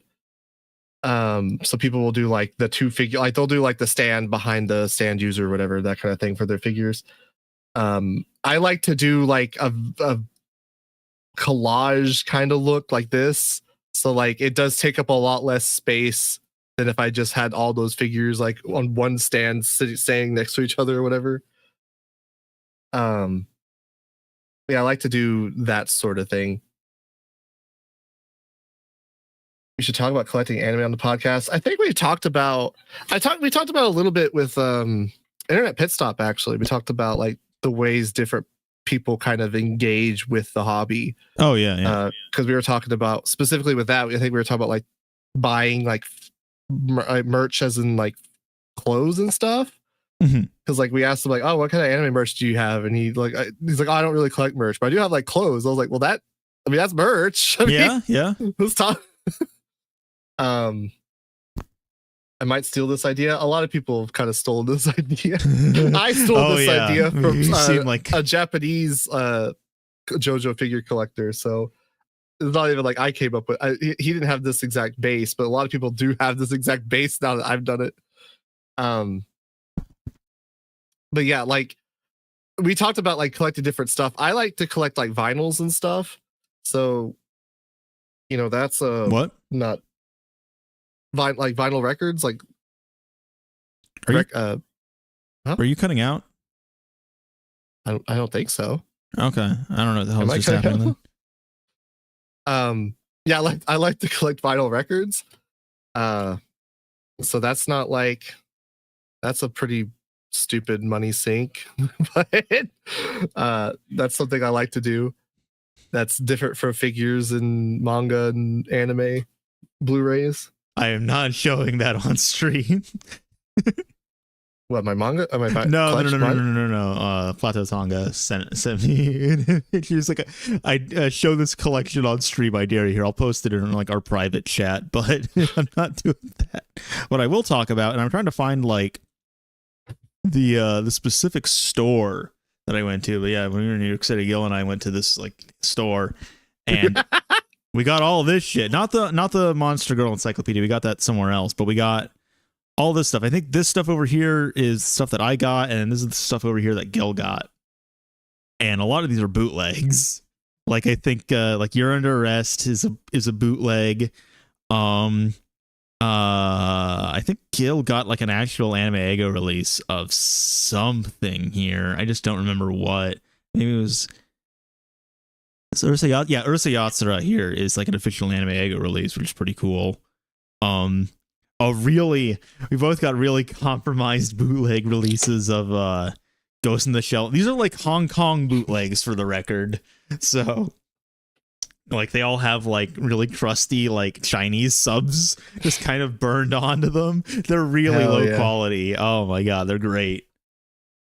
Let's see, what was the store that we found this at? I'll show it on stream. It doesn't matter. Who cares? Let's see if I can find it though. I know I took a picture. I took a picture of the sign of the store because it's just a DVD. It's just a DVD store that exists in like Midtown Manhattan. And we're just walking. Gil points to the sign that says DVD sale. And I'm like, all right, shit. Let me just go in there, see if they have any anime. And we go in. Are kind of cool to collect. What, bootlegs? Yeah. Oh yeah. Like I guarantee you, like the guy who was like working like the store, the store seemed to primarily deal in not safe for work DVDs is how I will put it. And I think he was very confused by why we were so excited, because I guarantee you no one had been to like, because they were like in like the back of like the first aisle in the store, and I guarantee you no one had been back there in years, because all of these DVDs were just caked in dust. It was fucking disgusting, but we were so happy. So, well, better dust than something else if it was a pornographic store. Let me see. Oh, here we go. Yeah. It was 308 West 36th Street. Let me see if I can pull it up. I was thinking, like, I wish I had bought more. I wish I'd bought some of the bootleg merch that we saw when I was in Edinburgh. Because we went to like the mall that's by the Edinburgh station, and they had like an anime store in there. We're like, oh, interesting. So we go in, and they just had like some straight up obvious bootleg shit. Like they had like a Nendoroid of a human version of Kumbaya from Monica Magica. And we're just like, what the fuck is this? Here we go. So 308 West 36th Street. I think this is it. This is what so let me drop the little guy down here. Where the hell is the little guy you drop? Oh, they changed what he looks like. He's now blue instead of yellow. No. And then like somewhere in here, like you just go down these stairs, and it's like this really sketchy DVD store. We got a lot of the stuff that they had, but there's still a lot of stuff there. So if you're ever in New York City, definitely like check this place out. Did I fucking... Yeah, what? I'm finding this goddamn store on Google Maps. I swear to God. All right, my show and tell. You will not take this away from me, okay? Like, what the hell? Also, Mulvad. That's funny. VPN? Yeah. Okay. Here's some DVDs. Video DVD. This is not the same store, but this is a store. There may be some funky stuff in there. God damn it. Maybe no. No, this was the place. This was the place. So, like, we go in. Yeah, we go in. I guess there's like a different sign above it now or something. But you go in, and then I can actually show you. Is like right back here in this first aisle is your anime. That's where the anime's at. So if you want to go in there and get some bootleg anime DVDs, some of which might be official, there you go. Tell them the Weeb Crew sent you, and they'll be like, who the fuck is that? Who the fuck are they? They might take you to a back room and Jayasara Video Inc., adult entertainment store. Yeah, I guess it basically is. Can I? Oh, I don't want to show any of those photos on stream. It's your sex toys. But yeah, so if you're ever in the area, check it out. I didn't recognize it immediately because there's like different signs above it, and there was like work going on here, I guess back in August, but this is from like September. Can I go to? No, I can't. I guess I kind of can. August 2022. Yeah, here we go. This is the sign. This was only taken down recently. This was here in August. There you go. There's the sign that they are hanging off the scaffolding. Probably because you went in there and bought all the DVDs. So they're like, we finally gave them money to finish. Well, here's the thing. These DVDs are only like $5 a piece. Is the thing. Like we only paid. Like a couple, like we initially bought only like a couple because we were expecting to pay like $20 a piece basically. So I think we got like 3 and we were going to pay like $60 each, and they were like $15, and we're like, what? Then we like came back either like later that day or the next day, and then we just bought a ton. We just got a ton more. They're just like, oh god, they're back. The classic anti-piracy Hong Kong ads are part of the experience. Are there anti-piracy Hong Kong ads on your boot? I think there are.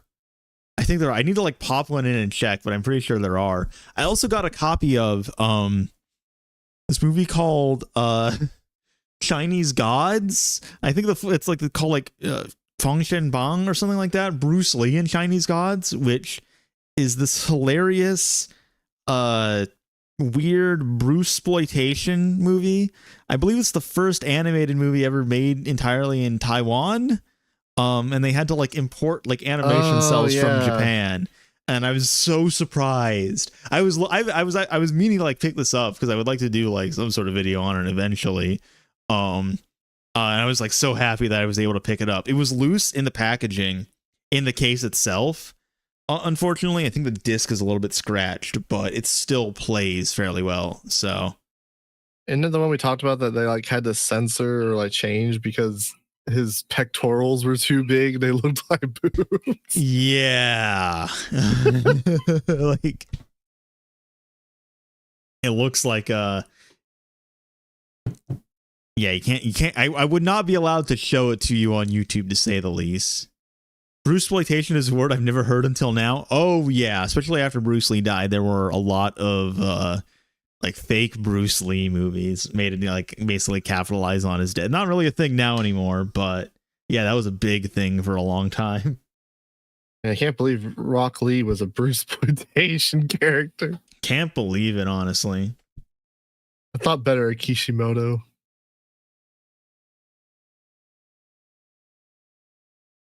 Yeah, where are they? Do you own any like anime VHS tapes? Besides, is it just like Totoro and what else? Totoro and Little Nemo are the only ones I still own. I don't think I have any. I have some laser discs, but I don't have any VHS tapes. I literally have these VHS like really like behind me. Mm-hmm. I've got Godzilla versus Mega Godzilla. I got home video. I got Bruce Lee is dead. What happened? The Fox and the Hound. Oh hell yeah!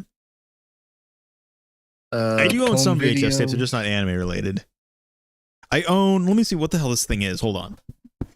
Oh no, I got Dragon Ball Z tape right here. Hold on.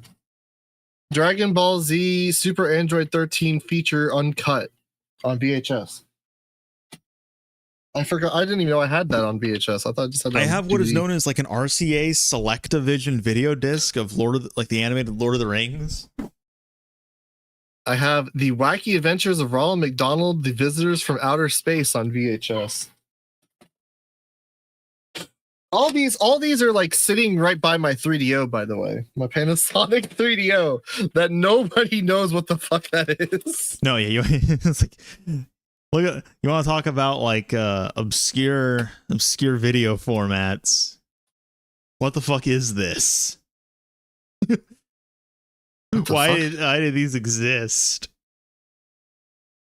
Oh yeah, no, I remember. Didn't you buy one of these recently? Yeah, I have it for Lord of the Rings. That's what it was. But it's only the first. I only have part 1. The movie's like split up into like 2 parts. And yeah, it's just like, yeah, it's like a vinyl record or something, but like I think you just put this whole like cartridge in and it somehow opens it up and plays the disc. Yeah, technology connections has a good like video on this. There are a lot of like, you know, we talk about like Laserdisc being like a fairly like niche video format. This is like below even that, because what the fuck. I watched the technology collections video about this. Is that the video you linked that we watched? Yeah, we watched that one too. There are a lot of, before like VHS kind of became the thing, like in like the late 70s, early 80s, there were a lot of like attempts at like home media that just completely like flopped. Some of the, you know, Laserdisc had its like success, especially in Japan, but like here in the US it was basically Betamax. Laserdisc was in there a little bit, and then VHS just kind of wins. It pulls a tray out of the case and plays the disc inside. Yeah, which when I first bought this, I was like trying to open it up because I'm like, well, I want to see what this is. I thought it was just like the case, but no, you're not supposed to do that. Thankfully, I didn't break it. Yeah, I actually watched this video by the Linus Tech Tips video on the HD VHS.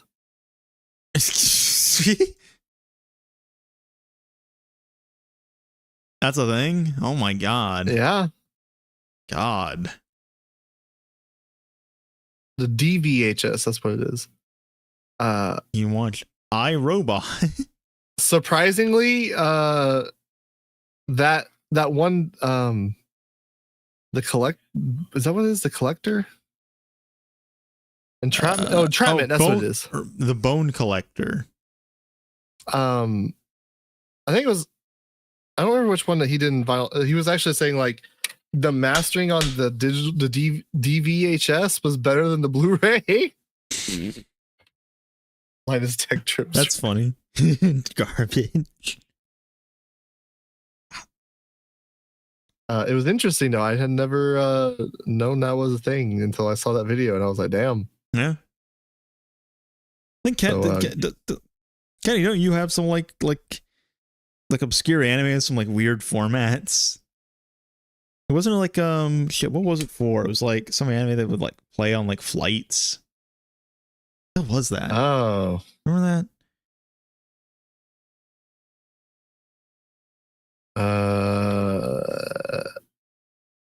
Like, are you talking about like it was just like a? No, I don't remember. I don't remember. We're old. Our memories are fading.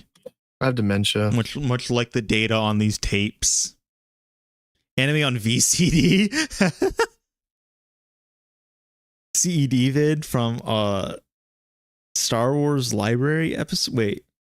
I own all my anime on the video nows. I'm backing up my all of my anime onto old floppy disks. Old floppy disks. I'm gonna hold them up next to a really strong magnet. We were clearing out stuff from the office one day. We actually like found like these old like the actual like floppy disks and stuff. And we were just kind of like Is there any way we were trying to like find like if we had like the equipment still to like read it? Government agencies are notoriously known for being behind the times as far as technology. Still using my work computer still has Windows Vista. See what I tell you. Anyway, we're winding down. Probably want to call it here, or do we have anything else we want to talk about? No, I think we're good. Yeah, right. What's the worst anime to watch on a plane? I did watch Akagi on a plane. That was all right. I was taking the train. I was taking the Amtrak from down to see my sister in South Carolina for Thanksgiving. I did consider like watching anime on the train. I just didn't do it just because I didn't want to watch anime at the time. Well, so like the only ones I've watched on a plane were I watched some Galaxy Express. I tried watching Hellsing Ultimate, but it didn't work on my anime quiz for stream continuity. We'll just end with a quiz. Fine. But yeah, I literally watched like I started watching Akagi when we took off, and I was literally finishing as we were like landing. We were like descending to land. I was like, damn, that was perfect. Anime quizzes on BuzzFeed. Most people can't identify all 30 of these anime. Want to do this one? Not really. This is too easy. That's gonna be too easy. Let's see. All right. Sailor Moon. I know this one. Oh, is it? We don't even have to guess. It's just I know what it is or isn't. Inuyasha. Kaguya-sama. Dragon Ball Z. Oh, wow, most people did not recognize Kaguya. That's surprising. This Dragon one, Ball Z. Dragon Ball. Kami-sama's Kiss. Chainsaw Man. Jujutsu Kaisen. That's that Tenchi. JC Staff. Tenchi. I forget the full name of it. But yeah, it's that Tenchi something or other. Angels of Death. Yeah. I don't know this one actually. Looks kind of familiar, but yeah, I don't. Bloom Into You. Oh, yeah, I haven't seen that one. Oh, Noragami. Noragami. Yeah, I guess the kids don't know Noragami. God damn. Kids these days don't know Noragami. Fruits Basket. Erase. Spirited Away. Blue Period. Did you watch Blue Period? Watched the first episode. Hell's Paradise. Yeah, Hell's Paradise. Blue Exorcist. Bungo Stray. Nagatoro. Teasing Master. Not. One Piss. Psyche. Seki-kun. Spy Family. Fam. Black Butler. Cowboy Bebop. Poth. Apothecary Diaries. Bleach. Is that on High School Host Club? No. It almost looks like horror heat on the. Oh, that's that. Is that Given? Is it Sasuke and Miyano? Oh no, I didn't know it then. No. Oh, this looks so familiar. Fuck. That looks like Chihaya-fu, but it's not. That almost looks like Taichi. Totally not. I don't know this one. Kono Ototomare Sons of Life. Interesting. Didn't recognize the Yuri or the yeah, we're kind of cooked here. Attack on Titan, Blue Lock. Demon Slayer. Oh, we don't even get like a results at the end. This sucks. This do a sucks. real quiz. I told you that quiz was gonna suck. Annie Guesser. Did we look at this? Guess the anime with the screenshot. Okay. That's Dead Man Wonderland.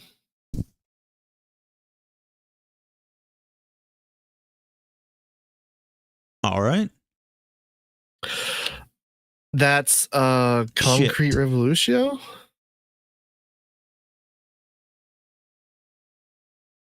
Damn. Womp womp. Holy shit. What? That one is hard.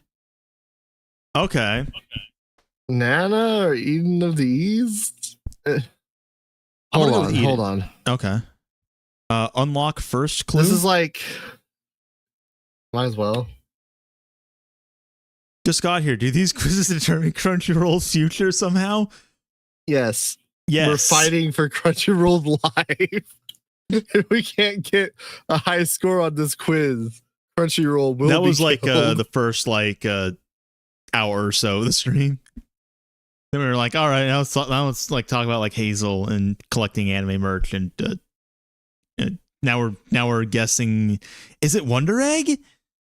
No, it's not. This is like 2005. Yeah, it has that kind of like muted color. That's why I was thinking maybe like Eden of the East, but that's like too early. That's too late. Yeah. What's the first clue? Kono Oto Tomare is about a high school club specifically for playing an ancient Japanese instrument called a koto. This is interesting.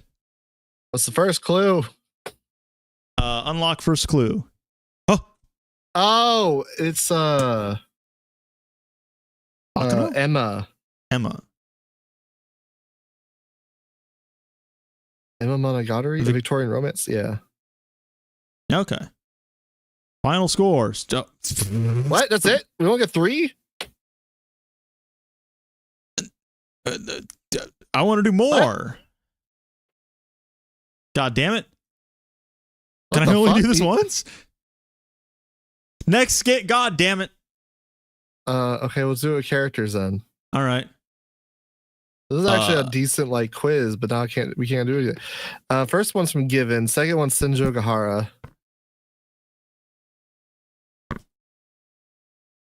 From Bakemonogatari.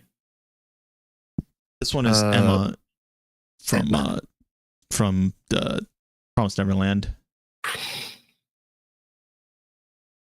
I actually don't know her. Like, I don't know if she has a last name. I don't think so. They're orphans. They don't get last names. And then that's Akane. Akane. I don't know her last name. I want to say Kashiwazaki. Maybe Hiyama. It's one of these two, I think. Hoji. Psycho Piss. Sunemori. Oh, that didn't even come up. Fuck off. Next round. Oh, okay. Okay, there's more. That is Calcifer from Howls. I'm burning for you. I don't know the first one. Who's the first one? It kind of looks. I don't know the first one, but I was gonna say it looks like Assassination Classroom, but I don't. It's not bold outline. It's not. There's one piece of Bleach. I know that. Yeah. I don't remember that fucking old dude's name. It's like Ryan. I haven't seen. Starts with an R, I think. That could be anyone. Rick.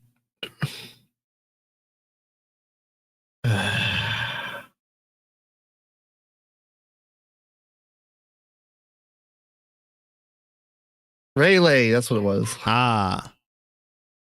Next round. Oh my god. Witch from Mercury. I don't remember her name was. I didn't bother to remember her name. I have no idea what these other ones. Sensen. This first one? This the third one.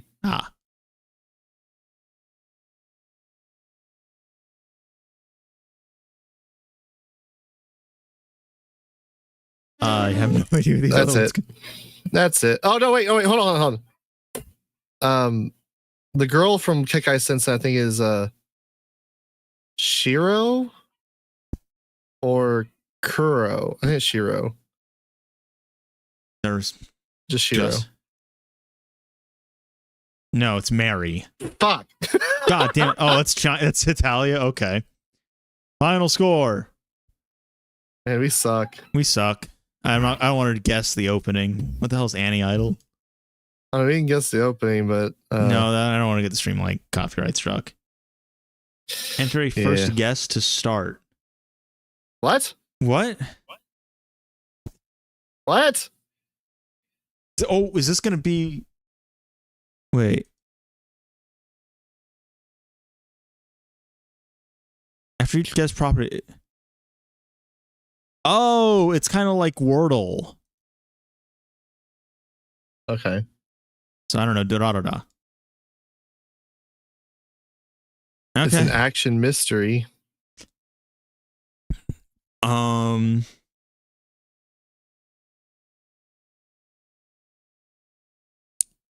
Innocence, maybe? No. Try Detective Conan.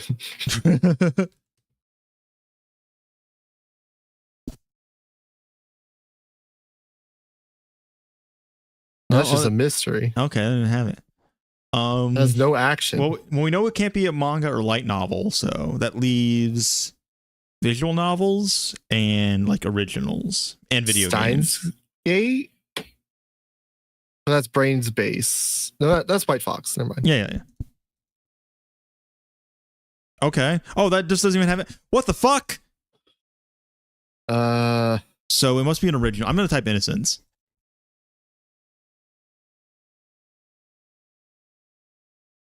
Oh, I guess I can only type in Ghost in the Shell. That's a manga. Oh, god damn it. Innocence is an original. Fuck off.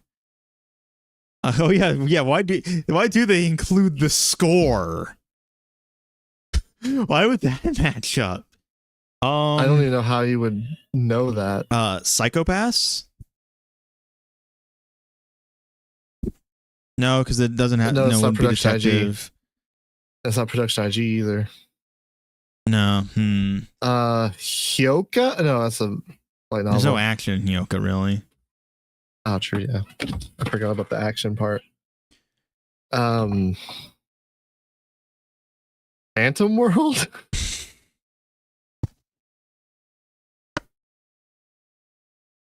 What is it, Musagen? Yeah. That could be a light novel adaptation. I'm pretty. Fuck! God damn it! Skip to first clue. Oh god! It's K of Kings.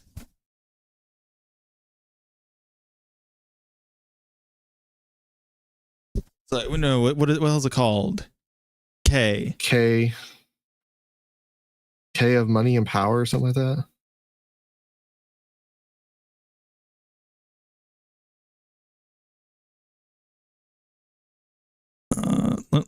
Hold on, let me just type in like handshakers. That'll like confirm the studio. Yeah, okay. It's KK. Let's put KK. Oh no, I think it's just K. Yeah, K. Yeah, okay. We did it. We did it based on the poster. Yeah. This game sucks. What was the other one? There aren't any other ones apart from guess the opening. Oh. I liked the screenshot one. That was funny. Yeah. Can we do more of those? 3. Yeah, I want to do like 1,000 screenshots. Animated by picture. Here we go.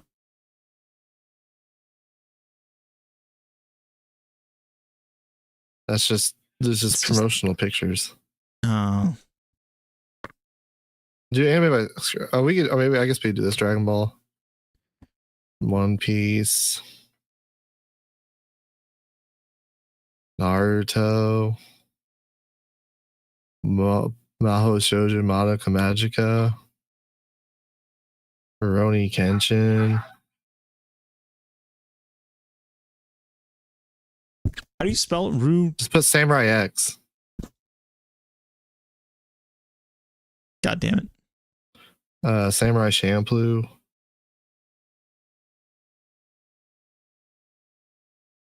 Hunter x Hunter.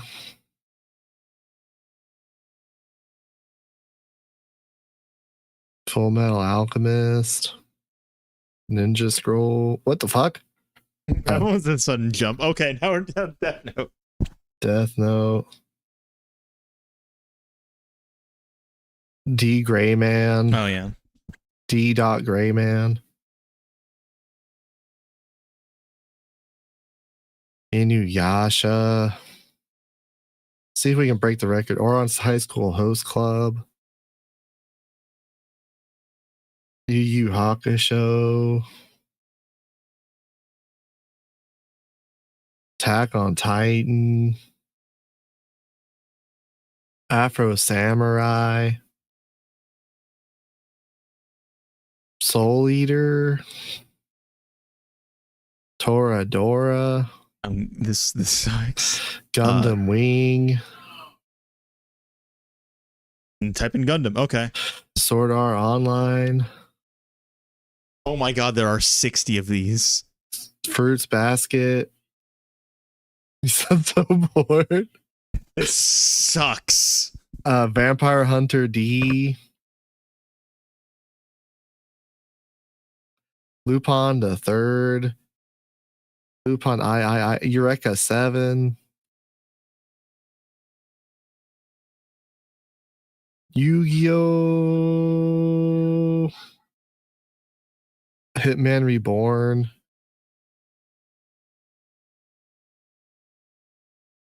Outlaw Star.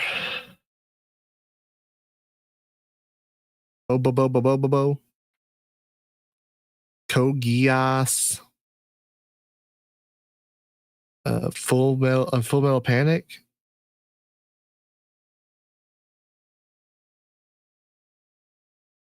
Cowboy Bebop. Samurai 7. Sailor Moon. Beyblade. Fist of the North Star. Speed Racer. Captain Harlock. Gash Bell. Tengen Toppa Gurren Lagann. Free. Macross. Trigun. Yorishu Pedal. How do you spell that? Yora Rushu Pedal? Or no, it's Yororishi. How the hell do you spell it? Sorry. Yowamushi. That's what it was.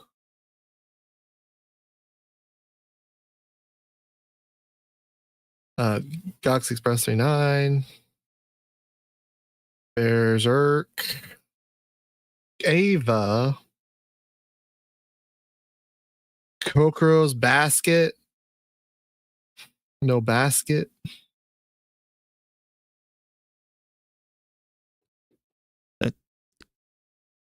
Is it Kuroko no Basket or Kuroko no Basket? There we go. Gigantor. Tetsujin. Oh my god. Helsing Ultimate. Angel Boots. Ghost in the Shell Standalone Complex. Akano. Digimon, we fight to win. Bleach. Shinchan. Adam Boy. Tetsuju Wanada. Prince of Tennis.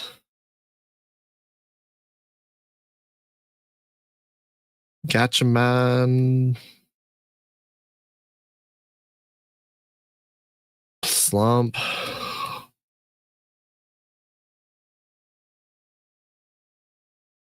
What's the record? Go to quiz stats.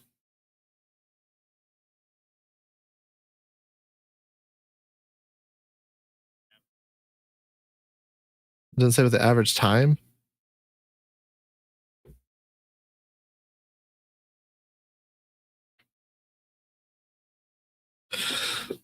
Oh yeah, I've already expected that, but I want to know what time. I wanted to get the record for time.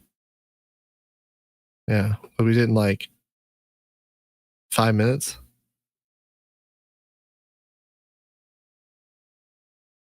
No, we got like 15 minutes, I think. We didn't like 5 minutes. But I don't know if it times you, but I don't know. Sai, your mic is muted on stream. Oh my god.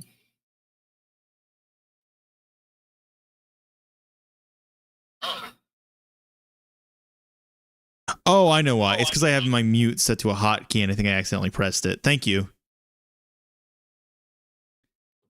He wasn't talking while he was typing anyway. No, so. Yeah. That whole time it was just movie dully answering these questions.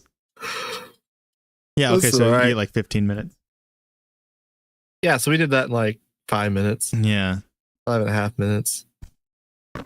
See, we're professionals, all right? If anyone ever questions our expertise in anime, you just link them to this times code. I don't think there are any others that are just like guess it by screenshot. That was a fun quiz. I don't know why you can only play 3 questions a day. Yeah, that's fucking lame. I guess you could like disable cookies and just refresh and just keep doing it. I think it's the same 3 screenshots. Oh. Yeah. Annie Metal?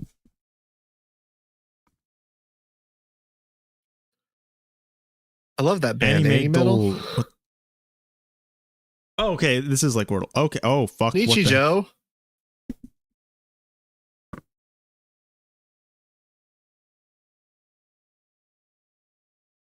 Oh, God.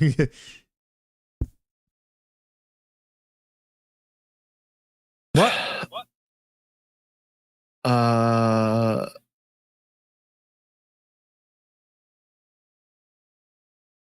What? What? 0% name simulate. What?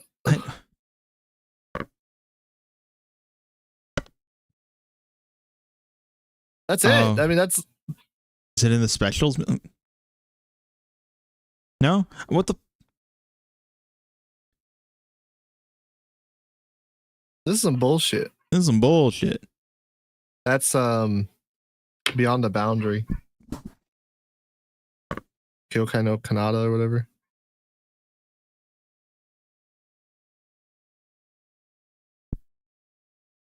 What?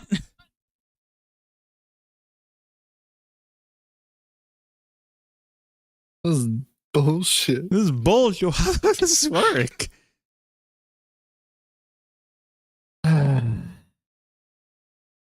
There's a ton of them? Okay. Next one? And Annie Guesser. Here we go. Let's try this. Oh, wait, no, we were just here. Right. Sorry, I lacked object for a minute. Okay, that's a sketchy website. Annie Myrtle. Here we go. Annie Myrtle. Reject the cookies. Nope, don't. I think I'm guessing based on the soundtrack. I can't hear. I can't help you. Well, I don't want to play music on stream either. You want screenshots, damn it. Give us a screenshot. No, I don't. I can't even guess based on the song. I can't hear it. Yeah. Annie Madel. Okay. Angel Beats. Guess. Annie Melee. Oh, okay. Here we go. This it's like it's one of these again. Okay. So it's single more popular. Core, has School. It's a newer release. Try Chainsaw Man. Wait, no, that's not 13 episodes, is it? That's like Yeah, it doesn't have a school. School. a more popular anime. Kaguya?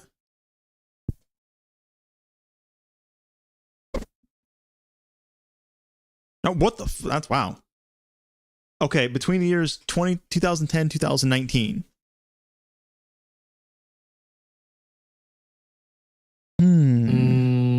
That's more popular. That's really popular.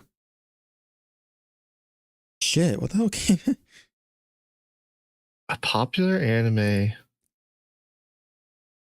It's a school setting.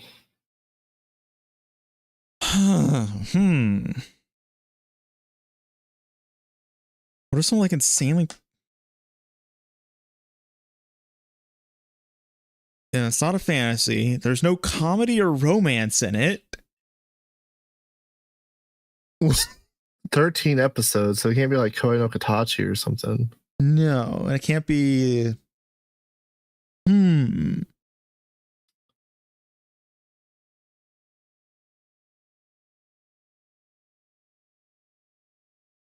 What the fuck could it be? It's like a really. It's neither comedy. It takes place in a school, but it's not a comedy, romance, drama, or fantasy. How popular is Mob Psycho? Pretty popular. You could try that.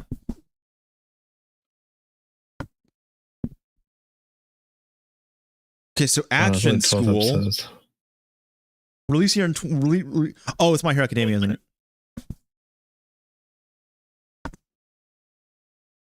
Yep. There we go. We did it. We did it. I don't think of it as a school anime, even though it has fucking academia in the title. Can I do another one? I guess it's only daily.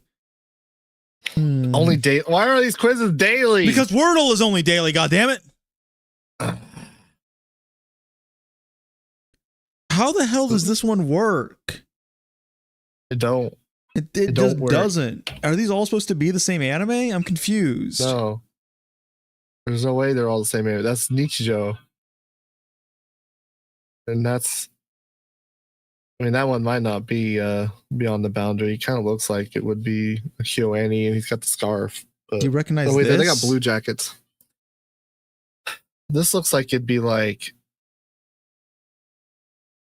Tabata or something.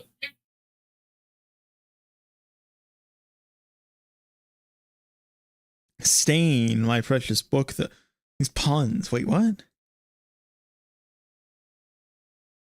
Don't stain my precious book.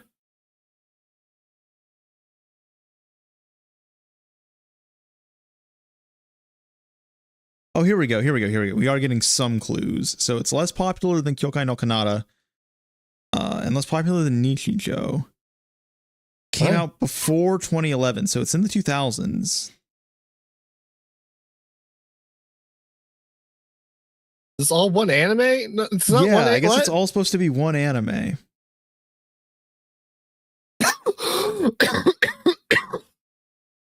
But that's clearly just the kid from Nichijou. I guess it's not. How is it not? Like, what? What? I don't know. But it's not.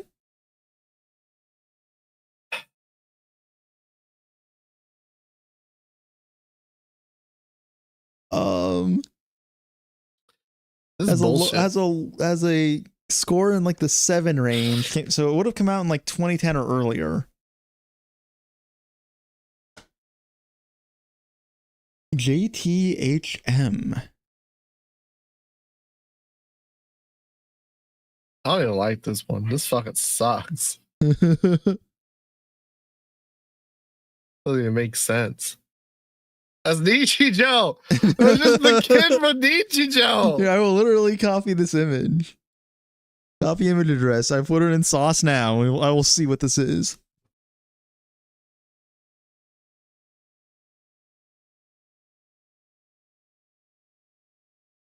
Yeah, Nichijou. Yeah. What?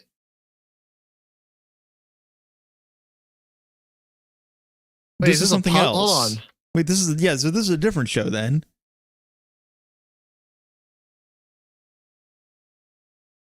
So let me just type in what this is real quick, and we'll see. It's supposed to be like. What? Hold on. No.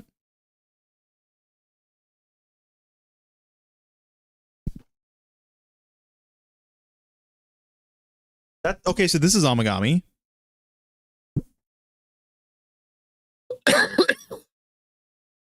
This one is also Amagami. This one is fucking Nichijou. This is bullshit. I feel fucking. This is some horse shit. Do another. Here we go. Previous puzzles. Okay. I have no goddamn idea.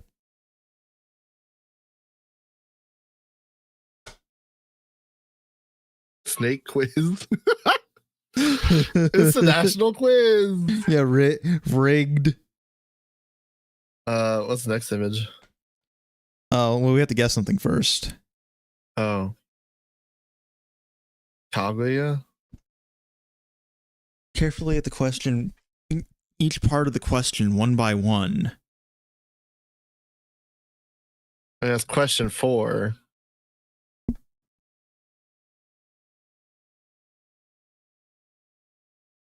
I'm imagining this is like. Sure, well, I'll put in Kaguya. Imagine this is like the manifestation of like what they think. Okay, so more popular. Wait. Is it Assassination Classroom? I think.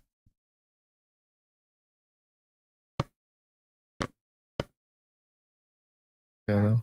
Okay. It's just more. It's just more images. Kageyama in that Haikyuu? I think.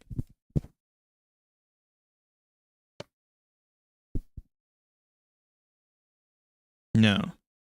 Haikyuu season 2? Yeah, it must be season 2.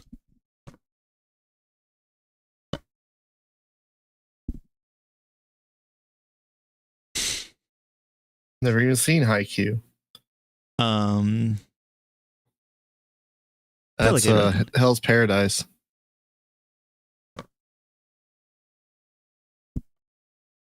Hell's Paradise, not Hell Girl.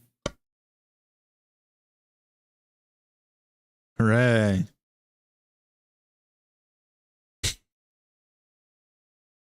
Dot hack sign.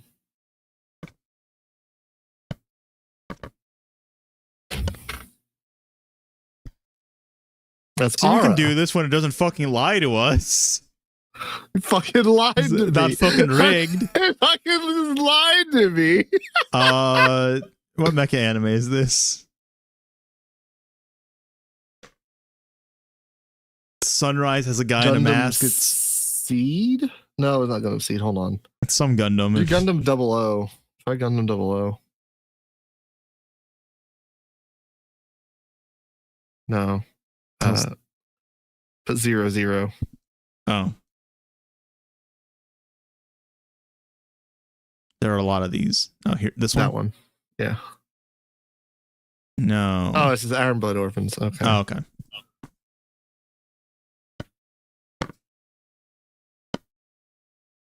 It looked like a 2000s character. I was like, huh?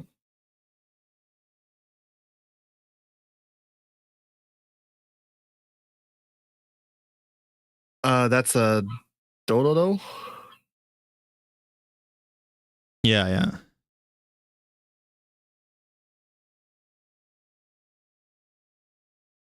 No, not Joe. No. This is Dododo. That one.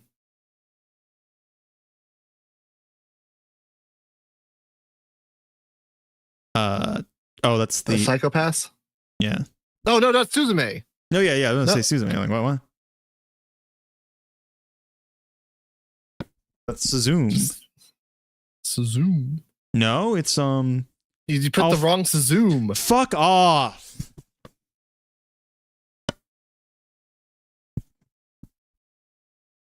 Is it this one then?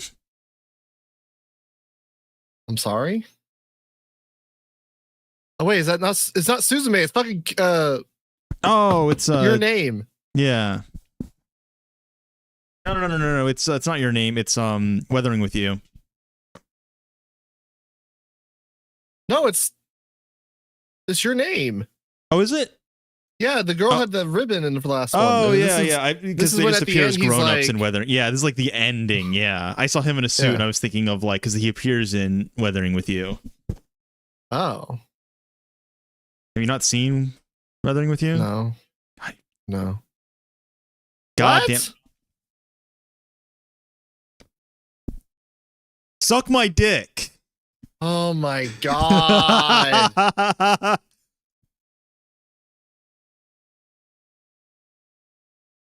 What a piece of shit. What a piece of shit. What's this one? Quit acting like my papa. Mmm. What is this one? I don't know why she talks like that. Quit acting like my papa. Quit acting like you ain't my paw. You ain't my papa. You ain't my. What do you think you are, my daddy? Wait, let me tell you, you ain't my daddy. All right, my daddy got locked in the slam for killing a family of 4 while drunk driving on a Tuesday night in 1937. Try Hanasaka Araha, I guess.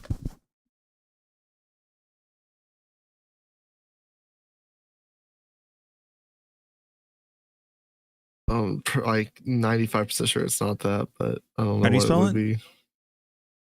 Iroha. IROH. SO. Hanasaku.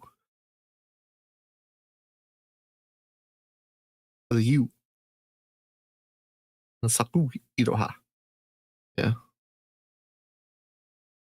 Oh, that's Buddy Daddies. That's that fucking kid from that first episode.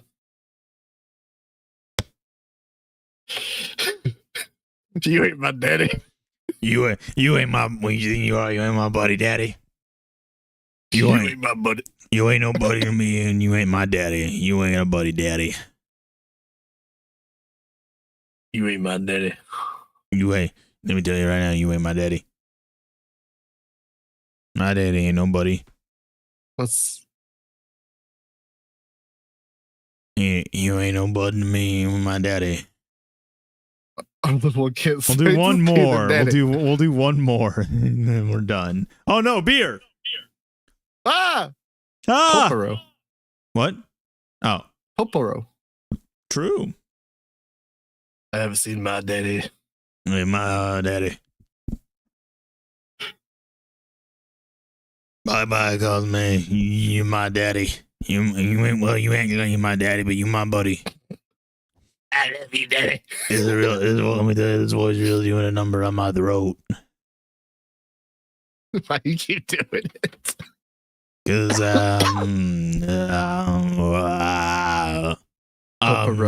you see, I'm trying to get into Mongolian throat singing. You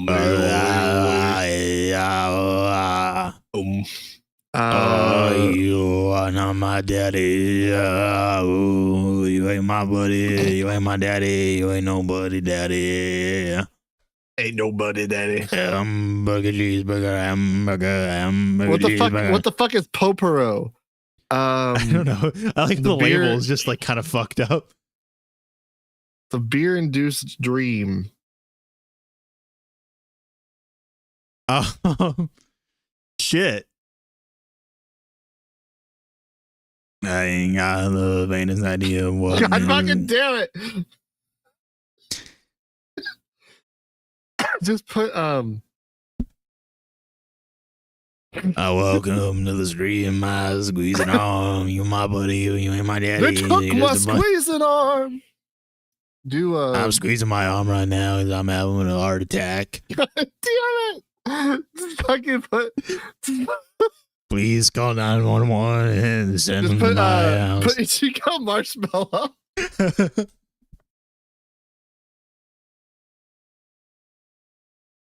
Is that Space Dandy? Could be. This is destroying Yeah, it's probably, He is better than me. it's probably Space He Dandy. is less popular than you go, man. It's less popular than Ichigo Marshmallow. Oh shit.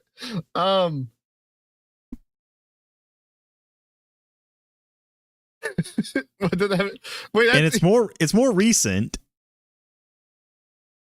Yeah, Poporo would definitely be a parody of Sapporo, like a Hokkaido show, Hokkaido in space. oh fuck. What are you? Why is there the 2001 A Space Odyssey reference? Maybe it's I don't know. Would it be Space Brothers? No, it's more popular. Oh, I wouldn't think so. Okay, it is slightly more popular. What is it? Oh, that's god damn it. That's that fucking 365 days to the wedding. Oh yeah, it is. Yeah.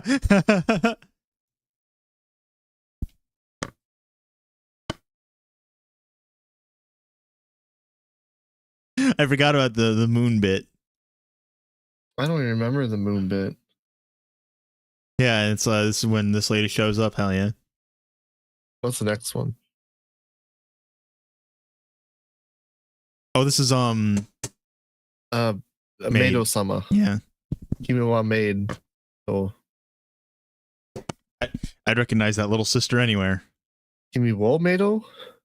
Wait, I literally just thought. Yeah. Oh, Maido. Yeah. Maido. Yeah, that little sister has like one of like the little sister designs, one of like the most emoto designs I've ever. What the oh no, this girl's gonna cry.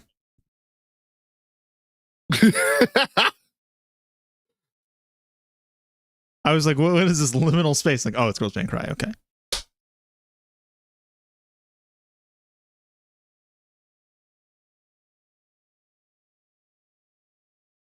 Uzumaki? Uzumuk.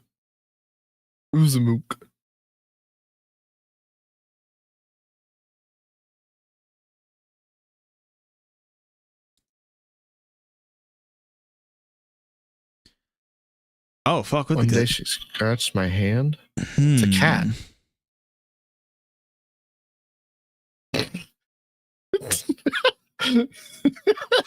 What? Do you know what this is? Kazukuniki? I forget. Nanako Kazukuniki. There it is. Kazoku Niki. Yeah, that one. No. Oh, it's fucking Your Lie, April. Oh. You are a lie. Similarity here in this name.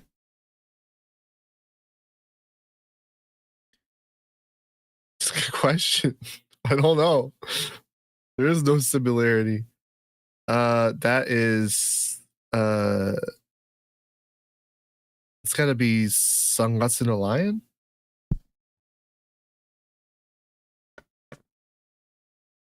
It's 3 Gatsu.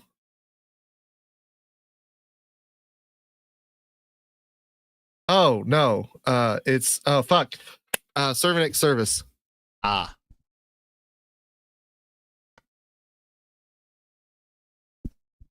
No. Working?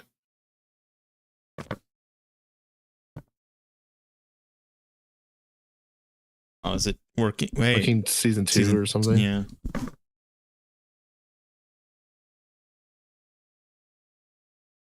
Season 3?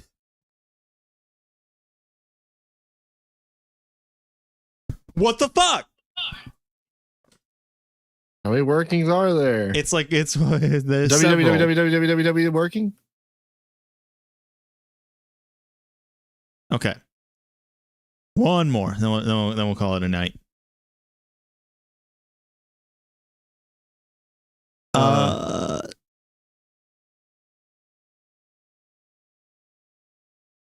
What the fuck? Guy with like a robot hand and some cards.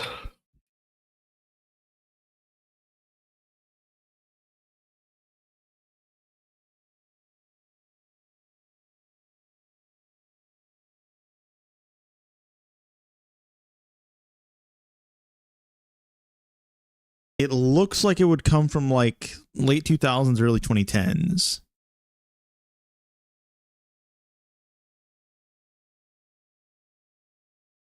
I don't know. Just put in a guess. Samurai 7, just put something in there. I think it was about 2 months ago. Okay, more recent than 2004. Lower score, less popular.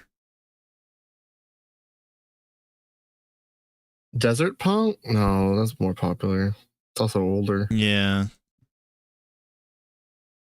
2005, 6, 7. Holy shit, dude. What the fuck is this? Lower score. 7.4. Like a samurai show?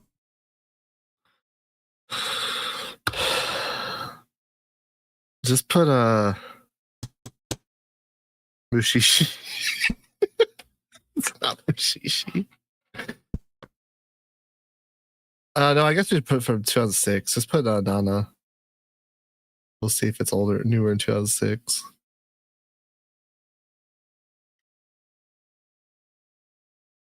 Okay, so it's from 2005. Yeah. Like a samurai show from 2005? Wait, why do we think it's a samurai show? Well, because if we got like it's or like something, I don't know. This looks like a samurai hat or something. It looks like a medieval city. Gunnick sword? Is that 2005? Yep. Damn, I'm good. God damn. Damn, I'm good. All right. That's a good enough stream for the night, honestly. The first hour or so will probably be like released as like a podcast, like either tomorrow or Tuesday. So if you wanna listen to it but don't want to watch the stream and deal with half of the stream having nothing to do with the topic that we are discussing, check that out on like Spotify or Apple or any other podcast streaming service. Yeah. Have a good night, everyone. Bye.